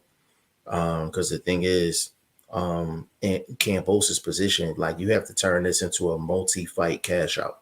And if that's what Bob Arum's offering, then that's him getting offered more long term than what the zone is offering him.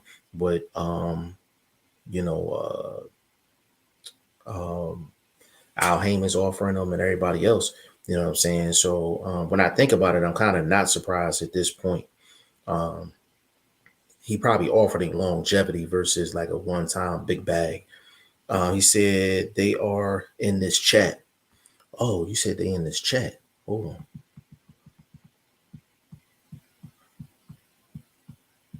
Hold on just a second, bro. Let me look real quick.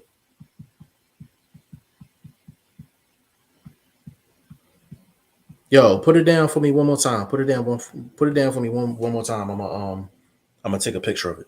I'm gonna take a picture of it, bro. Yo, for anybody that wants to get in this live, man, there's 12 people watching right now. Your boy G5 Jeff TV is dolo at the moment, man. The link is in the chat. I'm gonna put the link in again. If you want to tap in right now with your boy G5 Jeff TV for a couple minutes, come on in. Come on in. Do not be afraid. Come on in. Talk some boxing with your boy, man. My guys left me a little bit. You know what I'm saying? They had to go make a run. You know what I'm saying? But I'm in here, man. I ain't done talking boxing. It is what it is, man. Big shout out to the plug. Um, Big shout out to the plug, man. L Dub. Put the news out there. That Kambosos and Lomachenko was done. Supposedly June 5th. In Australia. We're gonna see what happens, in regards to that. Um, Hold on. Uh God's Son Forever 23. Big shout out to you, family. Said the deal isn't done yet. Conversations are on the rise. Um, I mean, from what I was told, they're done. But I think it's pretty much the inevitable, to be 100% honest with you. Um, he said, I'm not home or I would. Hey, listen, man, it's available. Said KB probably gets a rematch clause, but Loma beat him so hard he don't want a rematch. So Ray, that's the thing. Like if he gets a rematch clause, more than likely he's going to sign a multi-fight deal. It's kind of similar to when Jeff Horn fought Bud. You know what I'm saying? Or when Jeff Horn fought Pacquiao. In order for Jeff Horn to get the opportunity, he had to basically say if he won the fight, then, Bob Arum has options on his next three fights. You know what I mean? That's exactly what happened. Then he turned around and did the same thing, in the Bud Crawford fight. So that's just how Bob Arum operates. Brendan said it's a done deal. Yeah, see, I was told the same thing as well. John Manziel, he said I heard Viterbia versus Joe Smith is done. That's another fight I think is almost done. I can get the confirmation tonight whether it's actually done. That is a very it's crazy because I'm like um Beterbiev actually is the best fighter at 175 pounds, but Joe Smith has a legit shot at winning that fight. And I'm gonna know within the first 3 rounds, can he take Beterbiev's shot? If he can take Beterbiev's shot, then he got a legit shot in that fight because he got a jab and he knows how to get inside without risking. You know what I'm saying? So hold on a second.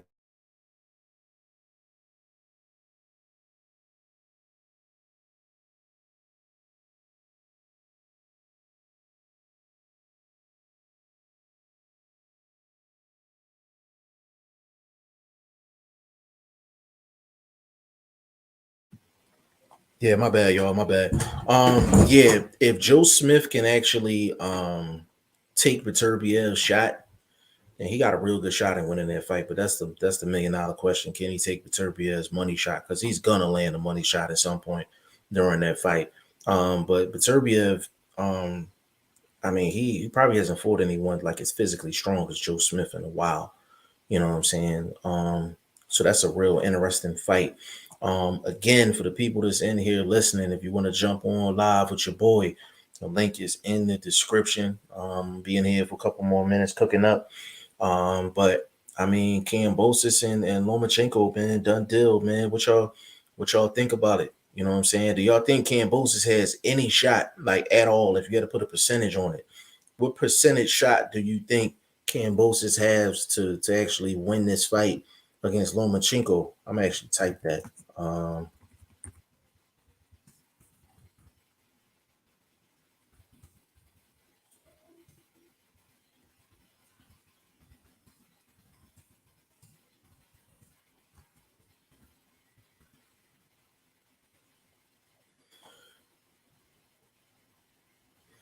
Let me see. Let me see.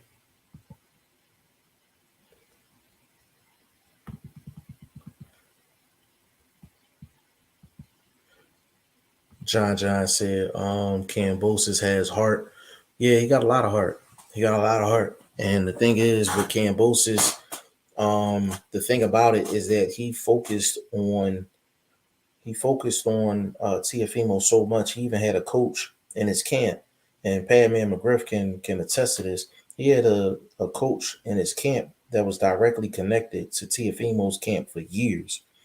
And I don't even think Tiafimo and them even realized it. So Kambosos definitely had to drop on Tiafimo for sure. But he showed a lot. Yeah, Kambosos got a lot of heart, man. He's actually a good fighter. Like I don't want to sit up here and be like he a bum or anything like that, because that's far from the case. You don't become undisputed and you a bum. You know what I'm saying? Kambosos is a good fighter. It's just we feel like the other guys are on another level. You know what I mean? So when we say, Kambosos don't have that much of a shot, it's not a disrespect towards Kambosos. It's just it's not a disrespect to Kambosos at all. My man, the legend in the building. Big shout out to you, bro. What's going on? Ain't much. Bro, the Lomachenko Kambosos news, man. What you think about it, bro? I'll definitely probably go for Loma. Yeah, it's a consensus right now. Like, you think Kambosos has any shot, like at all? Like, Yeah, I definitely think he got a shot. I think he can make it a good scrap for sure. yeah, I think it depends on. Like, I always, like, after watching Loma and the performance he had against Tiafimo, I always have to ask what Loma's gonna show up. Because I'm like, if that one shows up, and I know a lot of people think it was because of his shoulder and things like that. Once you put kind of a semi bad performance in my head, I'm always think there's an opportunity that could happen again. Um, I think it's a good style matchup for it's a good style matchup for Lomachenko, because Kambosos is a mover, but he gonna sit and bang with him too.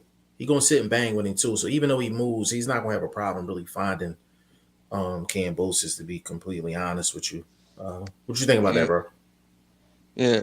If you think if the Loma shows up that fought calmly, you think that's the Loma that's probably gonna win, right? Yeah. If the guy, if Loma um that Fort Comey, if that guy comes out, then he definitely beats Kambosos. Like, it's like he beats him and he looks good doing it. Like, if he's fighting like that, because Comey, to be honest with you, I don't think Lomachenko actually got enough credit for that fight. Like, Comey is a top 10 guy. Like, he's a Right. top 10 guy, and you know some guys are just not on a level of beating the top three guys. But much respect to guys like Comey that are in the top 10, that's going to give anybody a hard fight, you know, Yeah. for sure.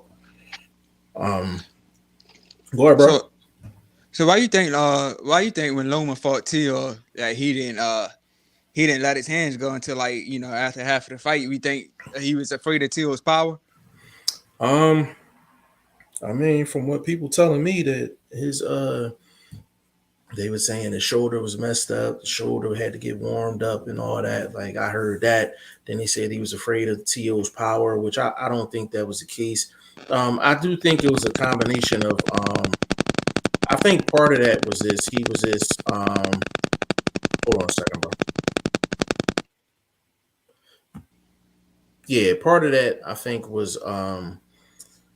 I think he was really just trying to get him on the back end. To be honest with you, do I think the shoulder was an issue? Absolutely, because he lost on Saturday and then he got surgery that Monday. So I do think the shoulder was an issue. I don't know if he just waited that long because he was trying to get warmed up, like trying to get his shoulder warmed up. Right. But it was just weird. Like, I would point to the shoulder. I would point to the shoulder at the end of the day. What you think Right. about that, bro? About the shoulder injury? Yeah, I agree. Like, cause I said that was just to me that was just off for him to start that long.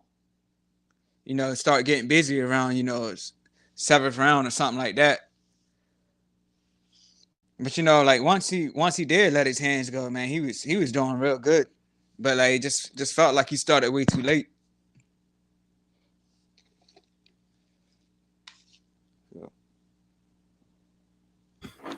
Yeah, I agree. When he started putting in work, he was really taking over the fight. He just started too late. I agree. He started crazy late. And Yeah, I didn't get it. But once the yeah, shoulder thing came about, but again, credit to Tio, like he still had to go in and win the fight. You yeah. know, you knock, But Tio.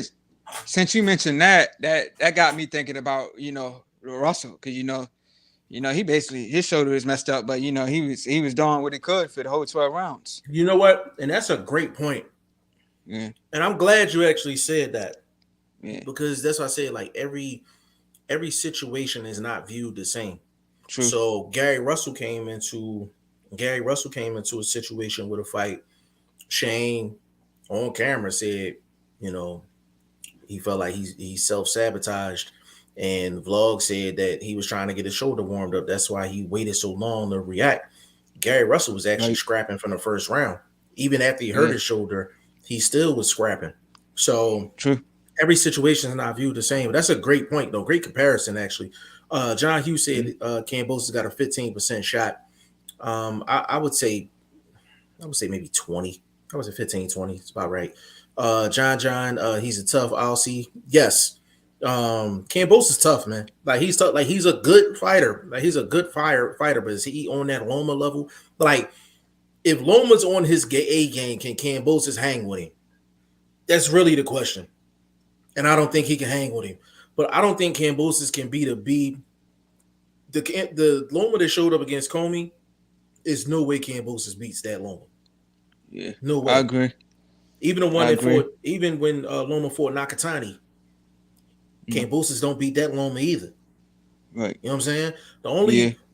I think the only way Kambosos wins this fight is unless Lomachenko pulls a Tiafimo part two and literally Right. gives him a bunch of rounds Right. out the gate. Yeah. You know what I'm saying? Yeah. Let me get these comments real quick. Godson, he said, I just looked up articles on Twitter of different reporters and the fighters, and no announcement from Kambosos has been made. Godson, let me tell you something, bro. The connects I got, book it. Book it. Is done. Book it. Book it. Sooner or later, you're gonna start coming here for all your news, man. Because the person I got behind me is the plug for real. John said Nakatani was top 10 also. Nakatani, Nakatani came off of a great win. Now don't get me wrong, Nakatani was tailor made for Lomachenko. I mean, tailor made for him. You know what I mean, style wise. But no, Nakatani was a top 10 fighter as well. Like, so you can make the argument that Loma beat two top 10 fighters coming off of the TO loss, and you gotta respect that. You gotta respect it. You know what I'm saying? Um, John Linares dropped Loma, so you never know. And the thing was, like, Loma had an injury in that fight too. Loma had an injury in that fight too. You know what I'm saying? Godson, so the Loma fight isn't cement, but still in the conversation. I'm telling you, it's done, bro. It's done. Done. He said, if you responded on my comment before those last three, I didn't hear it. Got you. Got you. I'm with you. John, why Chocolatito not fighting Estrada? Estrada had to pull out. He had to pull out that fight. If the Loma fight was final, Fight Hype TV and Fight Hub would have reported the news. Bro, that is the old school way of thinking. You are on G5 Jeff TV with the Legend 334. I'm I telling used you, to, like it's Fight done. Hype used to be my one of my favorite sites, man. Bro, listen. They just hold on, godson. They just announced it. They announced it about an hour ago on ESPN. But what I'm saying is I came on and said it before ESPN did. It's So done. why you think it fell out between him and Haney? Was Then it see, I was don't it? know if you was listening. I don't know if you was listening earlier. Like, what you think? No, I Let wasn't. me get your Yeah, I opinion. didn't. What you think? Well, I know they wanted the fight to be in Kambosos' hometown, right? Correct. So was it? I mean, was it an issue with going over there to his backyard? Um, I don't think it was a problem. That Mm, was kind of the debate that we were having. We were just right. like, because we all was just like we felt like that Devin Haney deserves the shot. Like he deserves the shot. Be honest with you, more than Lomachenko as far as I'm concerned, because he just got a shot. Right. So the thing is, people don't realize like Kambosos is looking for long term security as well. Like he's with Lou DiBella. Lou DiBella doesn't have a network behind him. He don't have Showtime. He don't have Fox. He don't have the Zone. He don't have no network behind him. So essentially, he's just a manager. So So he has no Kambosos, promoter. in a sense, no. So he's like a free No. agent, pretty much. In a sense, yes. In a sense, yes. So the only person that has any type of power is Lou DiBella, and the only thing Lou DiBella can really offer is Kambosos to the highest bidder.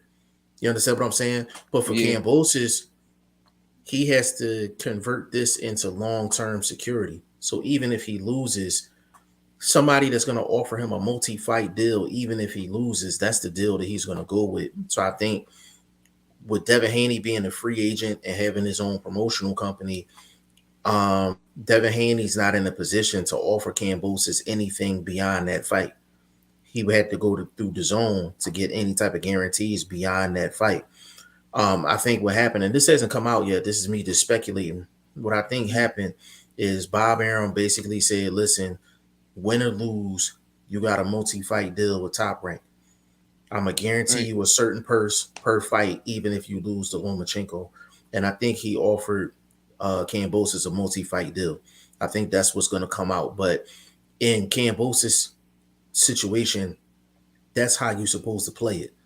Like you turn it into long-term success. Like when you have like my uncle used to always tell me, like a fool is a fool is someone that has leverage and don't use it. That's a fool. You know what I'm saying? Right. So he has all the leverage right now. So he needs long-term security, and this is really the only way he's going to be able to get it. So Bob Arum is the only one that's offering possibly a 3-fight deal after this, even if he loses, with a guaranteed 7-figure purse. Like he's going to take it. He's going to take it. So I think that's what happened. And if I know how Bob Arum play, I think that's what probably happened. But again, that's me speculating. I just think Devin Haney just didn't have anything to offer outside of the WBC belt, which, you know, depending on who you ask, there's some people that think he's not the WBC champ anyway because of how he got it, which is not his fault.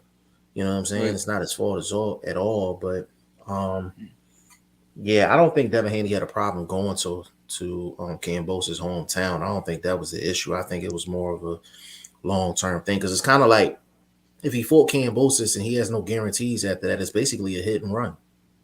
Right. If Haney beats him, there's no rematch clause. There's no nothing. Like that's just you lost, you got paid, go about your business. There's no guarantees. He still has no promoter. He still has no long-term deal. Like I think he went with Bob because I think he got some type of long-term security. Which probably because of the long-term security, Bob probably got that fight for a little less than what the Zone was probably going to offer, you know, for that fight. That's just me just speculating or whatever. You know what I'm saying? But yeah, Godson, man, times have changed. You know what I'm saying? No disrespect to Fight Hype TV, no disrespect to Fight Hub. But at the end of the day, man, they not the only two that's plugged in. You know what I'm saying? G5 plugged in, the legend plugged in, L Dub plugged in, Shane plugged in. We all plugged in. You know what I'm saying? They just, if you think about it, Godson, they're the only ones with the outlets that can get it out to the people in a fast manner. That don't mean that they the first ones that actually get it. You know what I mean? Always remember that. Edwin Castillo said, what it do? Told y'all Thurman would tank.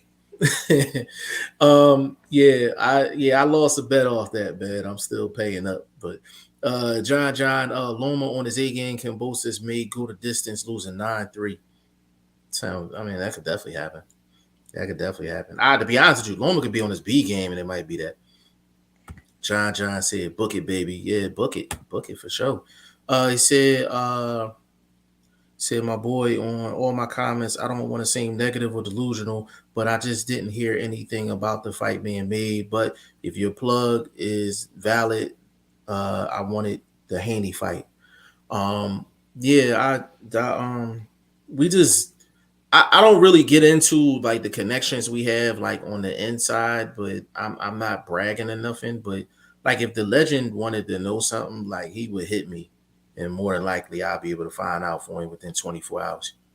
So I'm pretty connected. Like, I had to drop on the bro, got godson.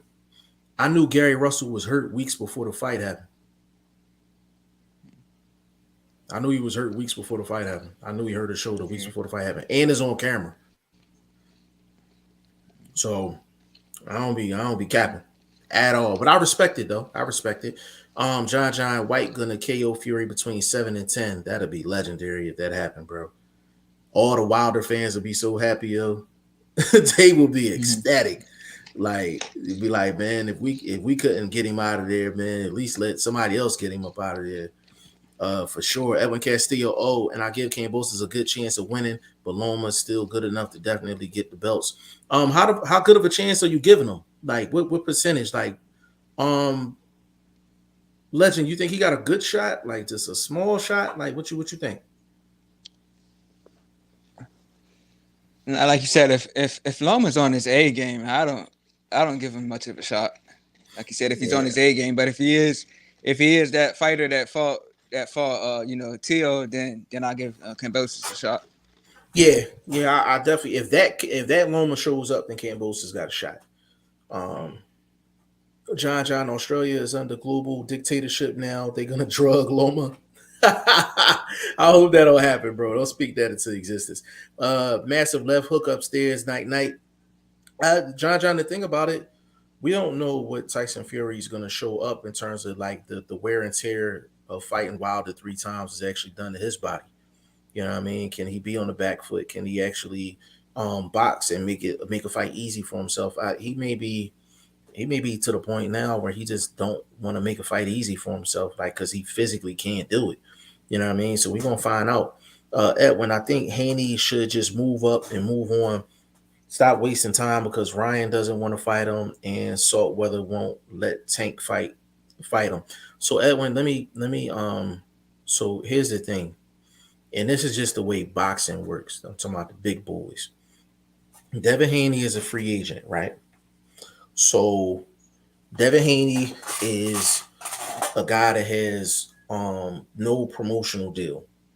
So you're basically asking for Floyd Mayweather, you're asking for Bob Arum, and you're asking for Oscar De La Hoya to let an outsider come into the house, take your most prized possession, and walk right back out the door. Like, legend, am I lying?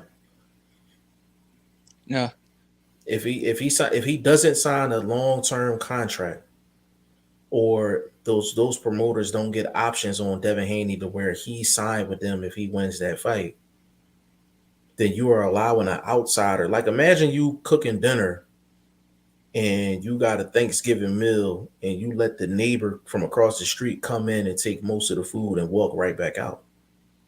That's essentially what you're talking about. right? You know what I'm saying? Like that's Yeah, why Bob Arum, no matter who his champion is, whoever he fights, if his champion loses, he gets options on the next guy. This is Don King 101.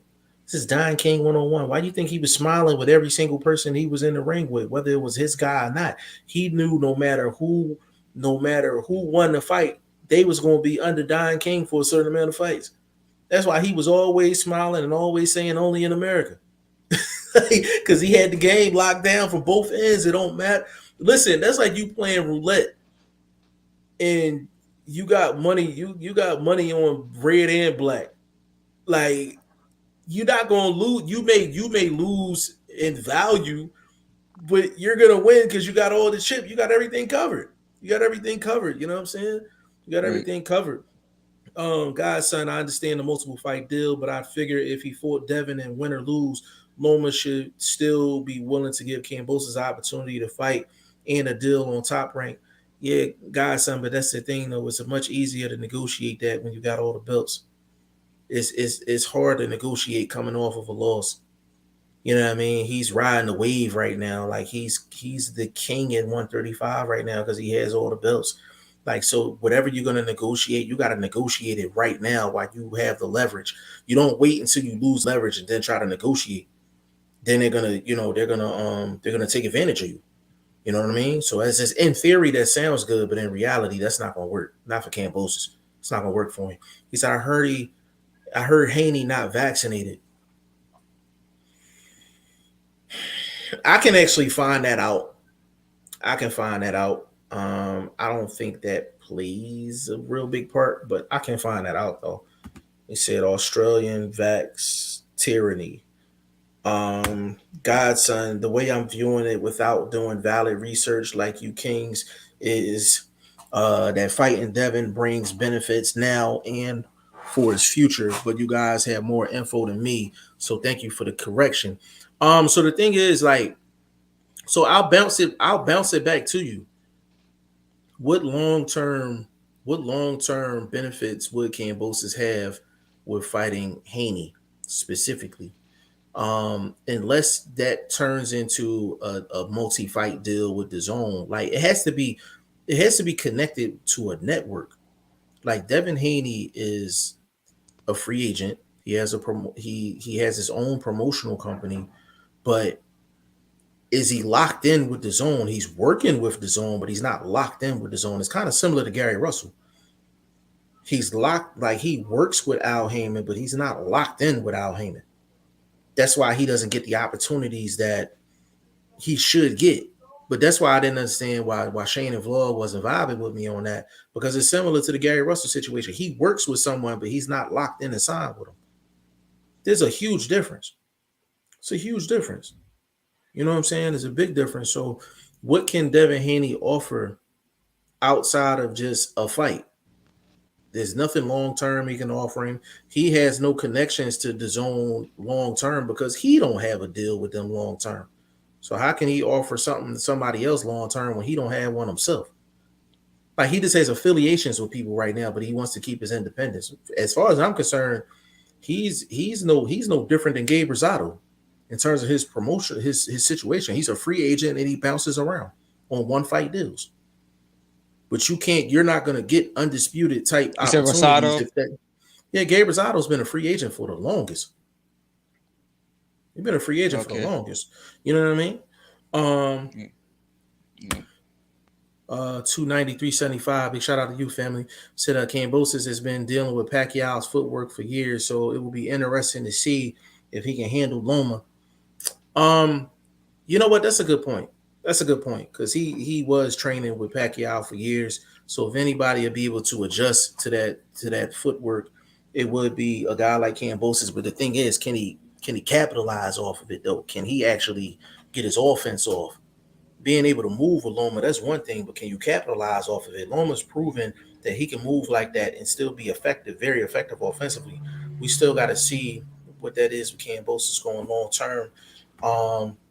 Godson, well, you made me a believer and a subscriber. Salute. Hey man, salute to you, brother. Like listen, we on we on social media, all that. Like legend on here, man. Like we just boxing fans, but we are connected a little bit, on the inside. So if you talk to us outside of this podcast, like you'll actually find out a lot. I mean, Legend hit me up. He done hit a couple fights and, just live and, hit me up afterwards and all that, man. So we well connected, man. We, what I'm saying, we family over here, like for sure. So, definitely welcome and hopefully you'll, continue to tap in with us. Gary Russell hijacked those belts fighting every 16 months on average. He didn't deserve those belts anymore. A lot of people felt like he was holding up the division. No doubt about it. They felt like he was holding up the division, but it was some behind the scenes stuff that was going on with Gary Russell, like the reason why he wasn't getting some of the opportunities that he should have been getting. You know what I mean? But to be honest with you, the division is in a better place because we know that Gary Russell was going to go on another. So imagine if Gary Russell would have won that fight, Legend. Imagine if he would have won that fight. Imagine how long he'd have been out. Right. Like, so we Still, talking the shoulder. because the shoulder's still messed up. Yeah, Correct. surgery on that. and you Yep. don't know how long it's going to heal and all that. So Yeah. So I was joking yeah, around one show. I was like, you may not see him till 2024, but in that scenario, if he would have got the decision, you may not have seen him until 2024 because it might have taken him maybe a year to repair the shoulder and then probably another year or some change and to negotiate something, which would have probably yeah, been another mandatory. So he'd have had the division locked down for another 2 years. So I knew once it was going to decision, I knew he wasn't going to get it. I knew he wasn't going to get it. Chris G said, "Hey, it's Ty. Yeah, man, we got the legend in the building, man. You know what I'm saying? For sure. yeah, John Hugh, how are things looking for the zone of Eddie Hearn in the US? Not good. Not good. It's just John Hugh, the thing is like Eddie Hearn is so ambitious. He just he thought he was just gonna come in and take over, but there's too much politics in the United States. It's not like the UK. So there's nobody on planet Earth that's gonna come in here and take over boxing. It's too connected. It's too connected. Like you know what I'm saying? But we watch entertainers try to do it. We watched we watched okay. Um we watched 50 Cent try to do it, failed. We watched Jay-Z try to do it, failed.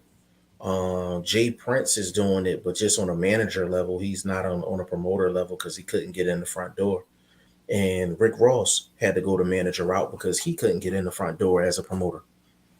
So it's like a secret society, like for real. And these are some of the most yeah. powerful people I in the let, world. yeah. I heard he partnered with a guy named Rick Glacier. If you married with that name, Yeah, who partnered with him? uh, Rick Ross. Yeah. So That's what I heard. yeah, so he I don't know if that fell through because a lot of actually, you know what, I can get the answer to that for you tonight. Actually, I can Right. yeah, I know somebody that's directly connected to Ross. Actually, a couple of my guys in Philly has actually signed with Ross. Um I told you I met Ross, right, when he was in Philly. Rick Ross. Yeah. Yeah. He was at the Okay. J Rock and Rosario weigh-in, and I had a pretty good talk with him. And I actually found out that night he actually Okay. works with a lot of Philly guys. Cool. He actually works with a lot of Philly guys. He actually signed. He signed with Cool. my man Nafir Charles is signed to him from Philly. Big shout out to Nafir and his dad. Um, but yeah, he's if he's hooked up with Rick Glaser, he gonna have some marketing. He gonna have some PR issues with that because Rick Glaser, I don't really know him like that, but he really doesn't have a good reputation. Mm, You know what I'm right. saying? But Yeah. we'll see what happens. I mean, if he can work some things out for him, that'd be great. But we'll see. Right. Luke, he said, yeah, but bro, think about White's wear and tear. Dropped by Revis and Parker, KO'd by AJ, two grueling wars with Chisora, and then sparked by pensioner from Russia. Listen, Luke, Dillian White has been through his fair share of wars. That's what makes the fight so interesting because I'm like, which one has more wear and tear? Because despite all of that, I don't think all of that is equivalent to fighting Wilder 3 times. That man Right. power is different, Yeah. The dangerous puncher. Yeah. different, Yep. absolutely different. But Luke, I Yeah. hear you though. I hear you Yeah. 100%. Brennan, if Fury is on his A game, White has no chance. I listen. It's Fury's fight to lose. If Fury wants to make this fight easy, he can make it very easy. It's just is he physically capable of doing so? Like is he disciplined enough to stay on the outside jab, keep it moving, keep it long? We're gonna find out. Edwin, I'll say it's 50-50 because the focus and mindset coming into the Lopez fight, he looked full of determination and wasn't phased by Lopez disrespectful antics. Bro, Edwin, when I say Kambosos was so focused on Tiafimo and Tiafimo was so distracted the entire time, it's like he just let Kambosos sneak up on him, sneak up on him, sneak up on him. And he was just well prepared, man. He was just well prepared, man, all the way around. 375. He said Aram is great for up and coming fighters, but horrible for established fighters. 375. I'm gonna say this about Bob Arum. Um, Bob Arum really doesn't believe in like renegotiating the contract based off of the fighters outperforming the current deal. Like he wants to keep a guy on the same contract for the whole career. And he has kickers in his contract where it's like if you get to a certain championship level, if you win a title, your contract automatically extends by like 2 years. That's usually how it goes. That's why it's so hard to get out of top ranked contracts. That's why a lot of guys either got to wait it out or they got to buy themselves out the contract. You know what I'm saying? But that's why he can't hold a lot of the superstars because he's not willing to customize deals for them. That's why Floyd left. That's why Mikey left. That's why a lot of guys left because he's not willing to budge on that contract. You know what I'm saying? Like you accommodate, like if you got Floyd on you accommodate Floyd. You understand what I'm saying? Like you accommodate Floyd because you can do so many other things, make so many other business ventures outside of Floyd because you have Floyd. Right.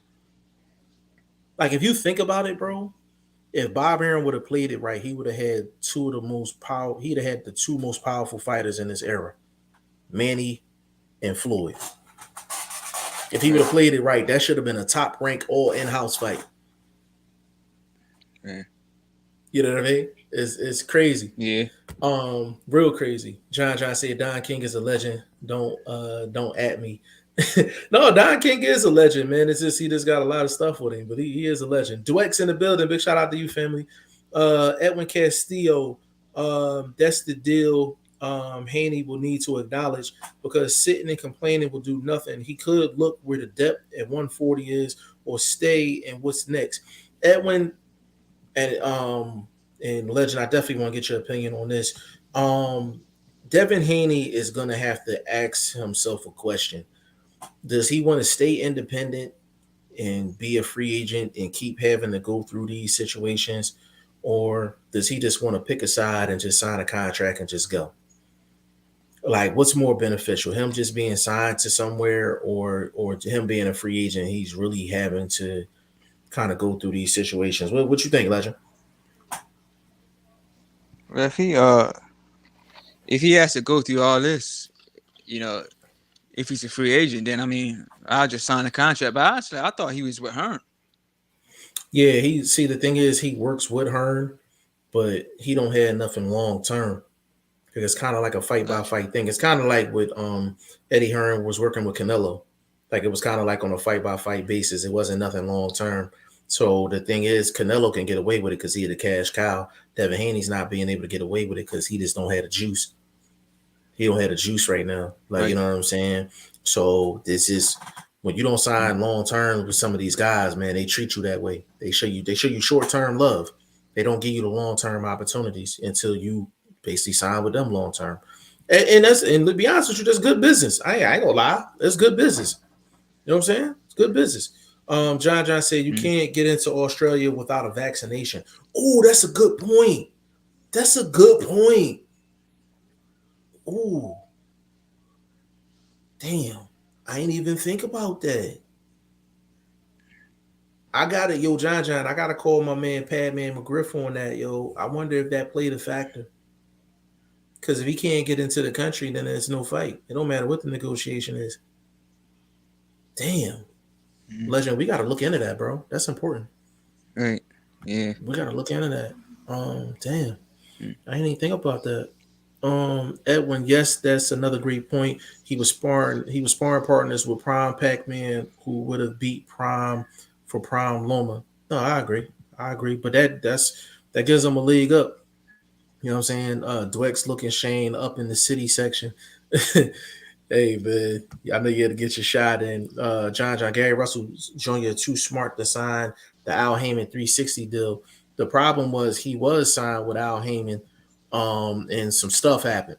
And that's all I can really say on that on camera.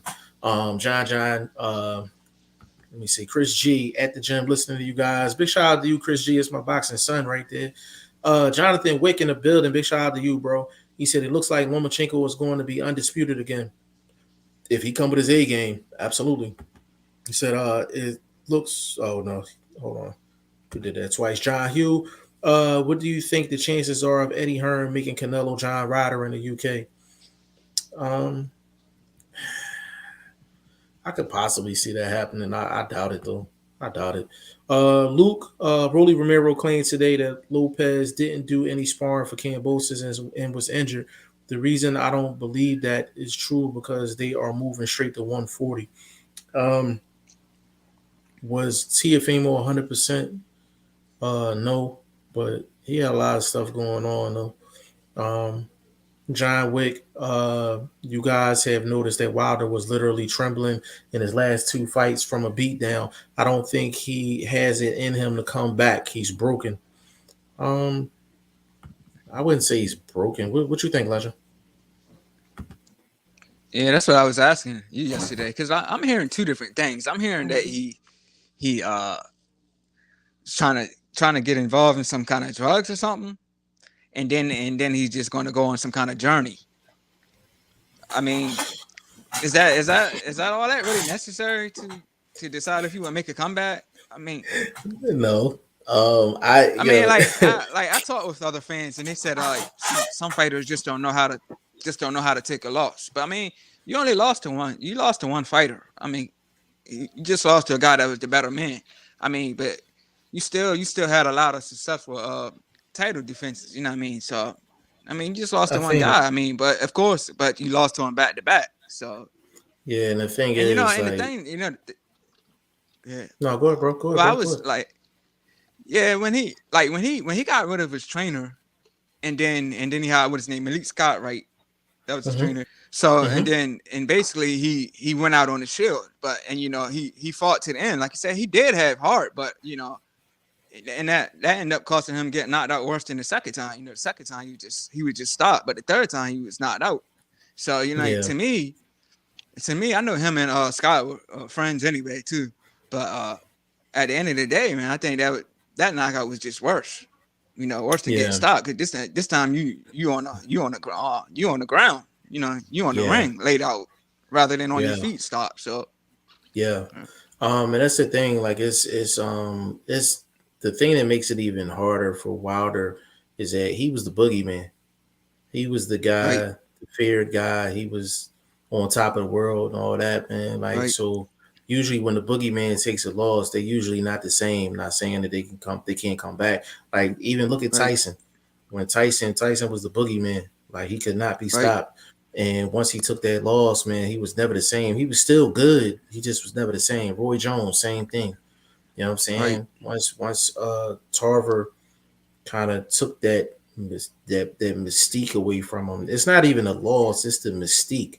It's that right, sense of invincibility that these guys be having. And once they get beat like that, they feel like like they can't see themselves no other way than being Mr. Invincible. And I think that's what Wilder's actually battling right now. But the stuff he's talking is crazy. Like, I like yeah, Fury and nobody else would be able to get away with them comments, and people be like, "Oh, okay, that's cool." Like, nah, like, yeah, you know what I'm saying? yeah, Like, he yeah, should take all the time he need, whether he want to go somewhere and smoke to the high heavens until he figure out what he want to do. Like, the thing is, he don't have to. Like, financially, he doesn't have to.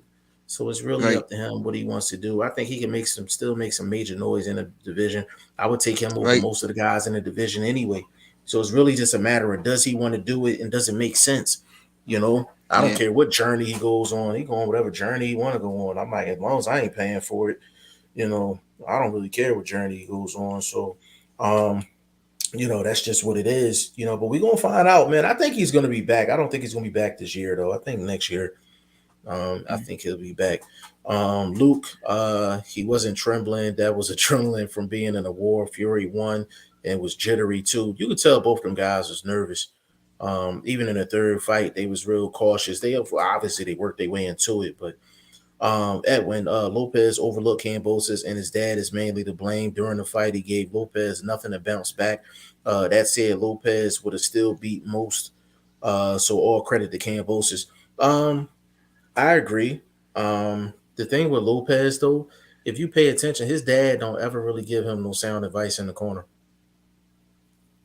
And I'm talking previous fights too. And I pay attention to that. Like, you mm, got some guys that are like technicians, like even with like you take like some of the top trainers, like they give them guys specific instructions every single round, one or two specific things to look for or to do. You don't get right, that from Tiafimo's dad. Another person that does that is Danny Garcia's dad. Danny Garcia's dad don't give Danny no real sound advice, in between rounds. And I be thinking, like, what if these guys had trainers in their corners that was giving them sound advice in between rounds? How much better would they be during the course of the Right. fight? Like, they got to figure it out on their own. Like, they got to figure it out on their own, on the fly, while taking punches. You understand what I'm saying? I think trainers are very important, Right. in fight. Chris G, I think money wise, Uh, stay as a free yeah. agent. If he wants titles, probably side with someone. That's the thing. He's going to be able to get the money, but at some point he's going to want to make major moves, and that's the question, Chris, for Devin Haney. Brennan, he said, I think people just want Fury to lose. Absolutely, that's a fact. That's 100% facts. Everybody want Fury to lose. God's son, my boy, I just tapped back into the live. I saw your comment, and I figured the money that the zone could present Kambosos could cover 3 of his fights if he declined the Haney fight. But I'm accurate. On that. Yeah, the thing is, the zone could have offered him a huge bag. Absolutely, could it have covered Kambosos long term in terms of that one time payment? Absolutely. But if Bob is offering him money and fights and longevity, it's hard for the zone to top that unless they're going to give him an actual contract. You know what I'm saying?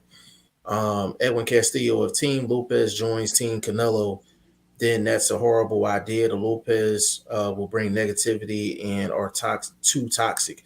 Yeah, I don't like the combo. He said I'm not. I know what you meant, guys. Huh? Cambosa said Australia is open. Okay, so that takes away the vaccination thing. John Wilder gonna take.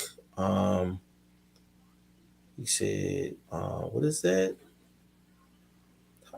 Ayahuasca. Some kind of drug or something, I guess. Yeah. Oh he need to if it passes VADA testing, I don't care. He'll say it, whatever. Edward Castillo, Wilder was broken since the second fight. Us mentioning Wilder is going into his book of reasons he lost. Yeah, I mean he lost to Fury. Fury's a better man. Like I feel like has their everybody has a kryptonite. And just Fury was Wilder's kryptonite at the end of the day. That's not still not saying he's not a top 5 type guy at heavyweight. No, he's a top 5 guy still. You know what I'm saying? Edwin Castillo now says boxing is violent or something to that nature in politics. Well, those same politics he used when he didn't sign the fight with AJ and getting Fury into the ring to begin with. Edwin, I've been saying like he should have never went with Fury to begin with because he made that move trying to get the 50-50 with AJ in terms of negotiations, and a win over Fury wasn't going to get him 50-50. And it was a bad style matchup. So I thought it was a bad business move. I understood why they turned down the DAZN deal for $100 million because he was going to get paid $100 million to fight AJ one time in Saudi. You know what I'm saying? So he would have basically I fought remember 2 other that. fights for free. Yeah. So he turned the deal down and stayed with Showtime, right? Yeah, he turned down the Or deal and stayed with Showtime. So basically, they offered him a 3-fight deal. It was like $100 million. The first fight right. was going to be with Dominic Brazil, and then the other 2 fights was going to equal up to the $100 million. But AJ was a part of the 3-fight deal. The problem is they were going to take that fight and put it in Saudi, where they was going to get paid probably about $80 million a piece, which means the math wouldn't have been right on it. Like basically, the zone would have been like basically. Deontay Wilder would have been fighting one whole fight out of that 3-fight deal, and the zone would have been making all the money off of it. You got to think about it. If somebody's offering you $100 million, you got to ask yourself how much they getting ready to make. Right. You understand what I'm saying? But they be like, yo, don't Yeah. count the next man pockets. But you do have to evaluate that when you trying to figure out whether to take a deal or not. You know what I mean? Right. Yeah. John Hugh, Wilder will come back after White Fury and Usyk AJ saga plays out. He might. I hope to see him this year. But if we don't, and he's going to take whatever that drug was he's taking and go on a sabbatical, then that's what he want to do. That's what he want to do at the end of the day. Edwin Castillo, Wilder will join that damn pillow fight boxing league I saw on ESPN and have a pillow ready to sleep. Yo, hey Legend, you know the thing that was so funny, yo, before we get up out of here, man. Yo, when I seen the dude literally with the crazy hair literally shoulder rolling the pillow, he was like this. Right? I Yeah, was like, hey, yo. yeah, I said, what is the world coming yeah. I to, remember man? you. Like, I remember you saying that was funny to you. how do you Yeah, become a professional pillow fighter? Like, that's what I need to yeah, know. Like, yeah. That's wild, like man. that is wild, man. I need to be a promoter for the pillow boxing league, man. Like I need to get to the bag somehow, man. But listen, man, we gonna close this thing out, man. 2 hours and 5 minutes strong, man. I had my guys VP Shane and Vlog on, man, but I finished it out with my guy, the legend in the building, came through when it counted, man. Big shout out to my bro. Bro, give me your social media before we get up out of here, bro. Yeah, Instagram, the legend 334. Facebook, Ty Finney. Absolutely, absolutely, man. Go give him a follow. Go give him a follow. I'm all over the place, man. Facebook, Instagram, Twitter, G5 Jeff TV. Go follow my man VP Shane over Instagram. I underscore am Shane the number one. Go follow Boxing First Vlog, his YouTube channel, all his social medias. You know what I'm saying? Go to G5JeffTV.com. Join the Boxing Prediction Fantasy League. We got fights up there for this upcoming weekend. We got the Khan and Brook fight up there, and $550 for the winner of the league. The league almost over, but you can get yourself acclimated for season three because season three gonna be legendary. You know what I mean? But it's a real heated competition right now for this season. For the people that's in there for this season, it's $550 for the winner of the league and a championship belt. But season three, we're gonna take it to a whole nother level. So listen, we will be back tomorrow. We're gonna actually preview Amir Khan and Kell Brooks fight this weekend. And we also have Abdulayev and Linares this weekend too, and Jaime Munguia fighting this weekend as well. So we got a couple of good ones. Let's get this last comment up out of here. Jonathan Wick, nobody's talking about in the last two fights that Wilder had, he was bleeding through the ears. That could have had long term effect in a person equilibrium. So yeah, the ear bleeding thing, I don't know about that, but Wilder, those were the results of grueling heavyweight fights. Like that's how I look at it. I'm like, people had a lot of questions about the first fight, floppy glove, all that other stuff. The second fight, he just got handled. Third fight, he just got handled. And like I said, like I always say, I'm a Wilder fan, and I do think Fury be on some BS sometimes. But I'm like, if if um if he had legit evidence, he could have took it to court. And when he was asked why he didn't take it to court, he said he didn't have enough evidence. I mean, it's kind of and you hold court in the ring. He had his opportunity to handle it in the ring, and he lost. You know what I mean? So I'm like, Right. sometimes you just gotta, you know what I'm saying? You just gotta wash your hands of a situation and keep it moving. So hopefully, whatever decision he makes, hopefully is the best decision for him and his family. As a boxing fan, I want to see him back in the ring, absolutely. But I want it to make sense for him as well because he got to get home to his family as well. It don't matter how much money somebody makes. At the end of the day, when you had an option to walk into your door to your family with all your faculties, that's more important than any dollar you can get. You know what I'm saying? True. So we want all these guys, healthy at the end of the day. But hopefully it's no rush. He take his time, make that decision, man. But listen, man, on behalf of VP Shane, aka Ice Cold Shane, and my man Boxing First Vlog, aka the General, aka Blunt, aka Blunt Bayless, aka Mr. 1K, and my man Todd, aka the Legend. You know what I'm saying? And your boy G5 Jeff TV, aka G5, aka 5, aka the Guru, on behalf of the staff. And yes, I'm saying the Legend is officially a part of the staff. You know what I'm saying? You come on live multiple times a week, man. You're a part of the staff, man. So on behalf of the staff, we'll be with y'all tomorrow. Peace. Peace.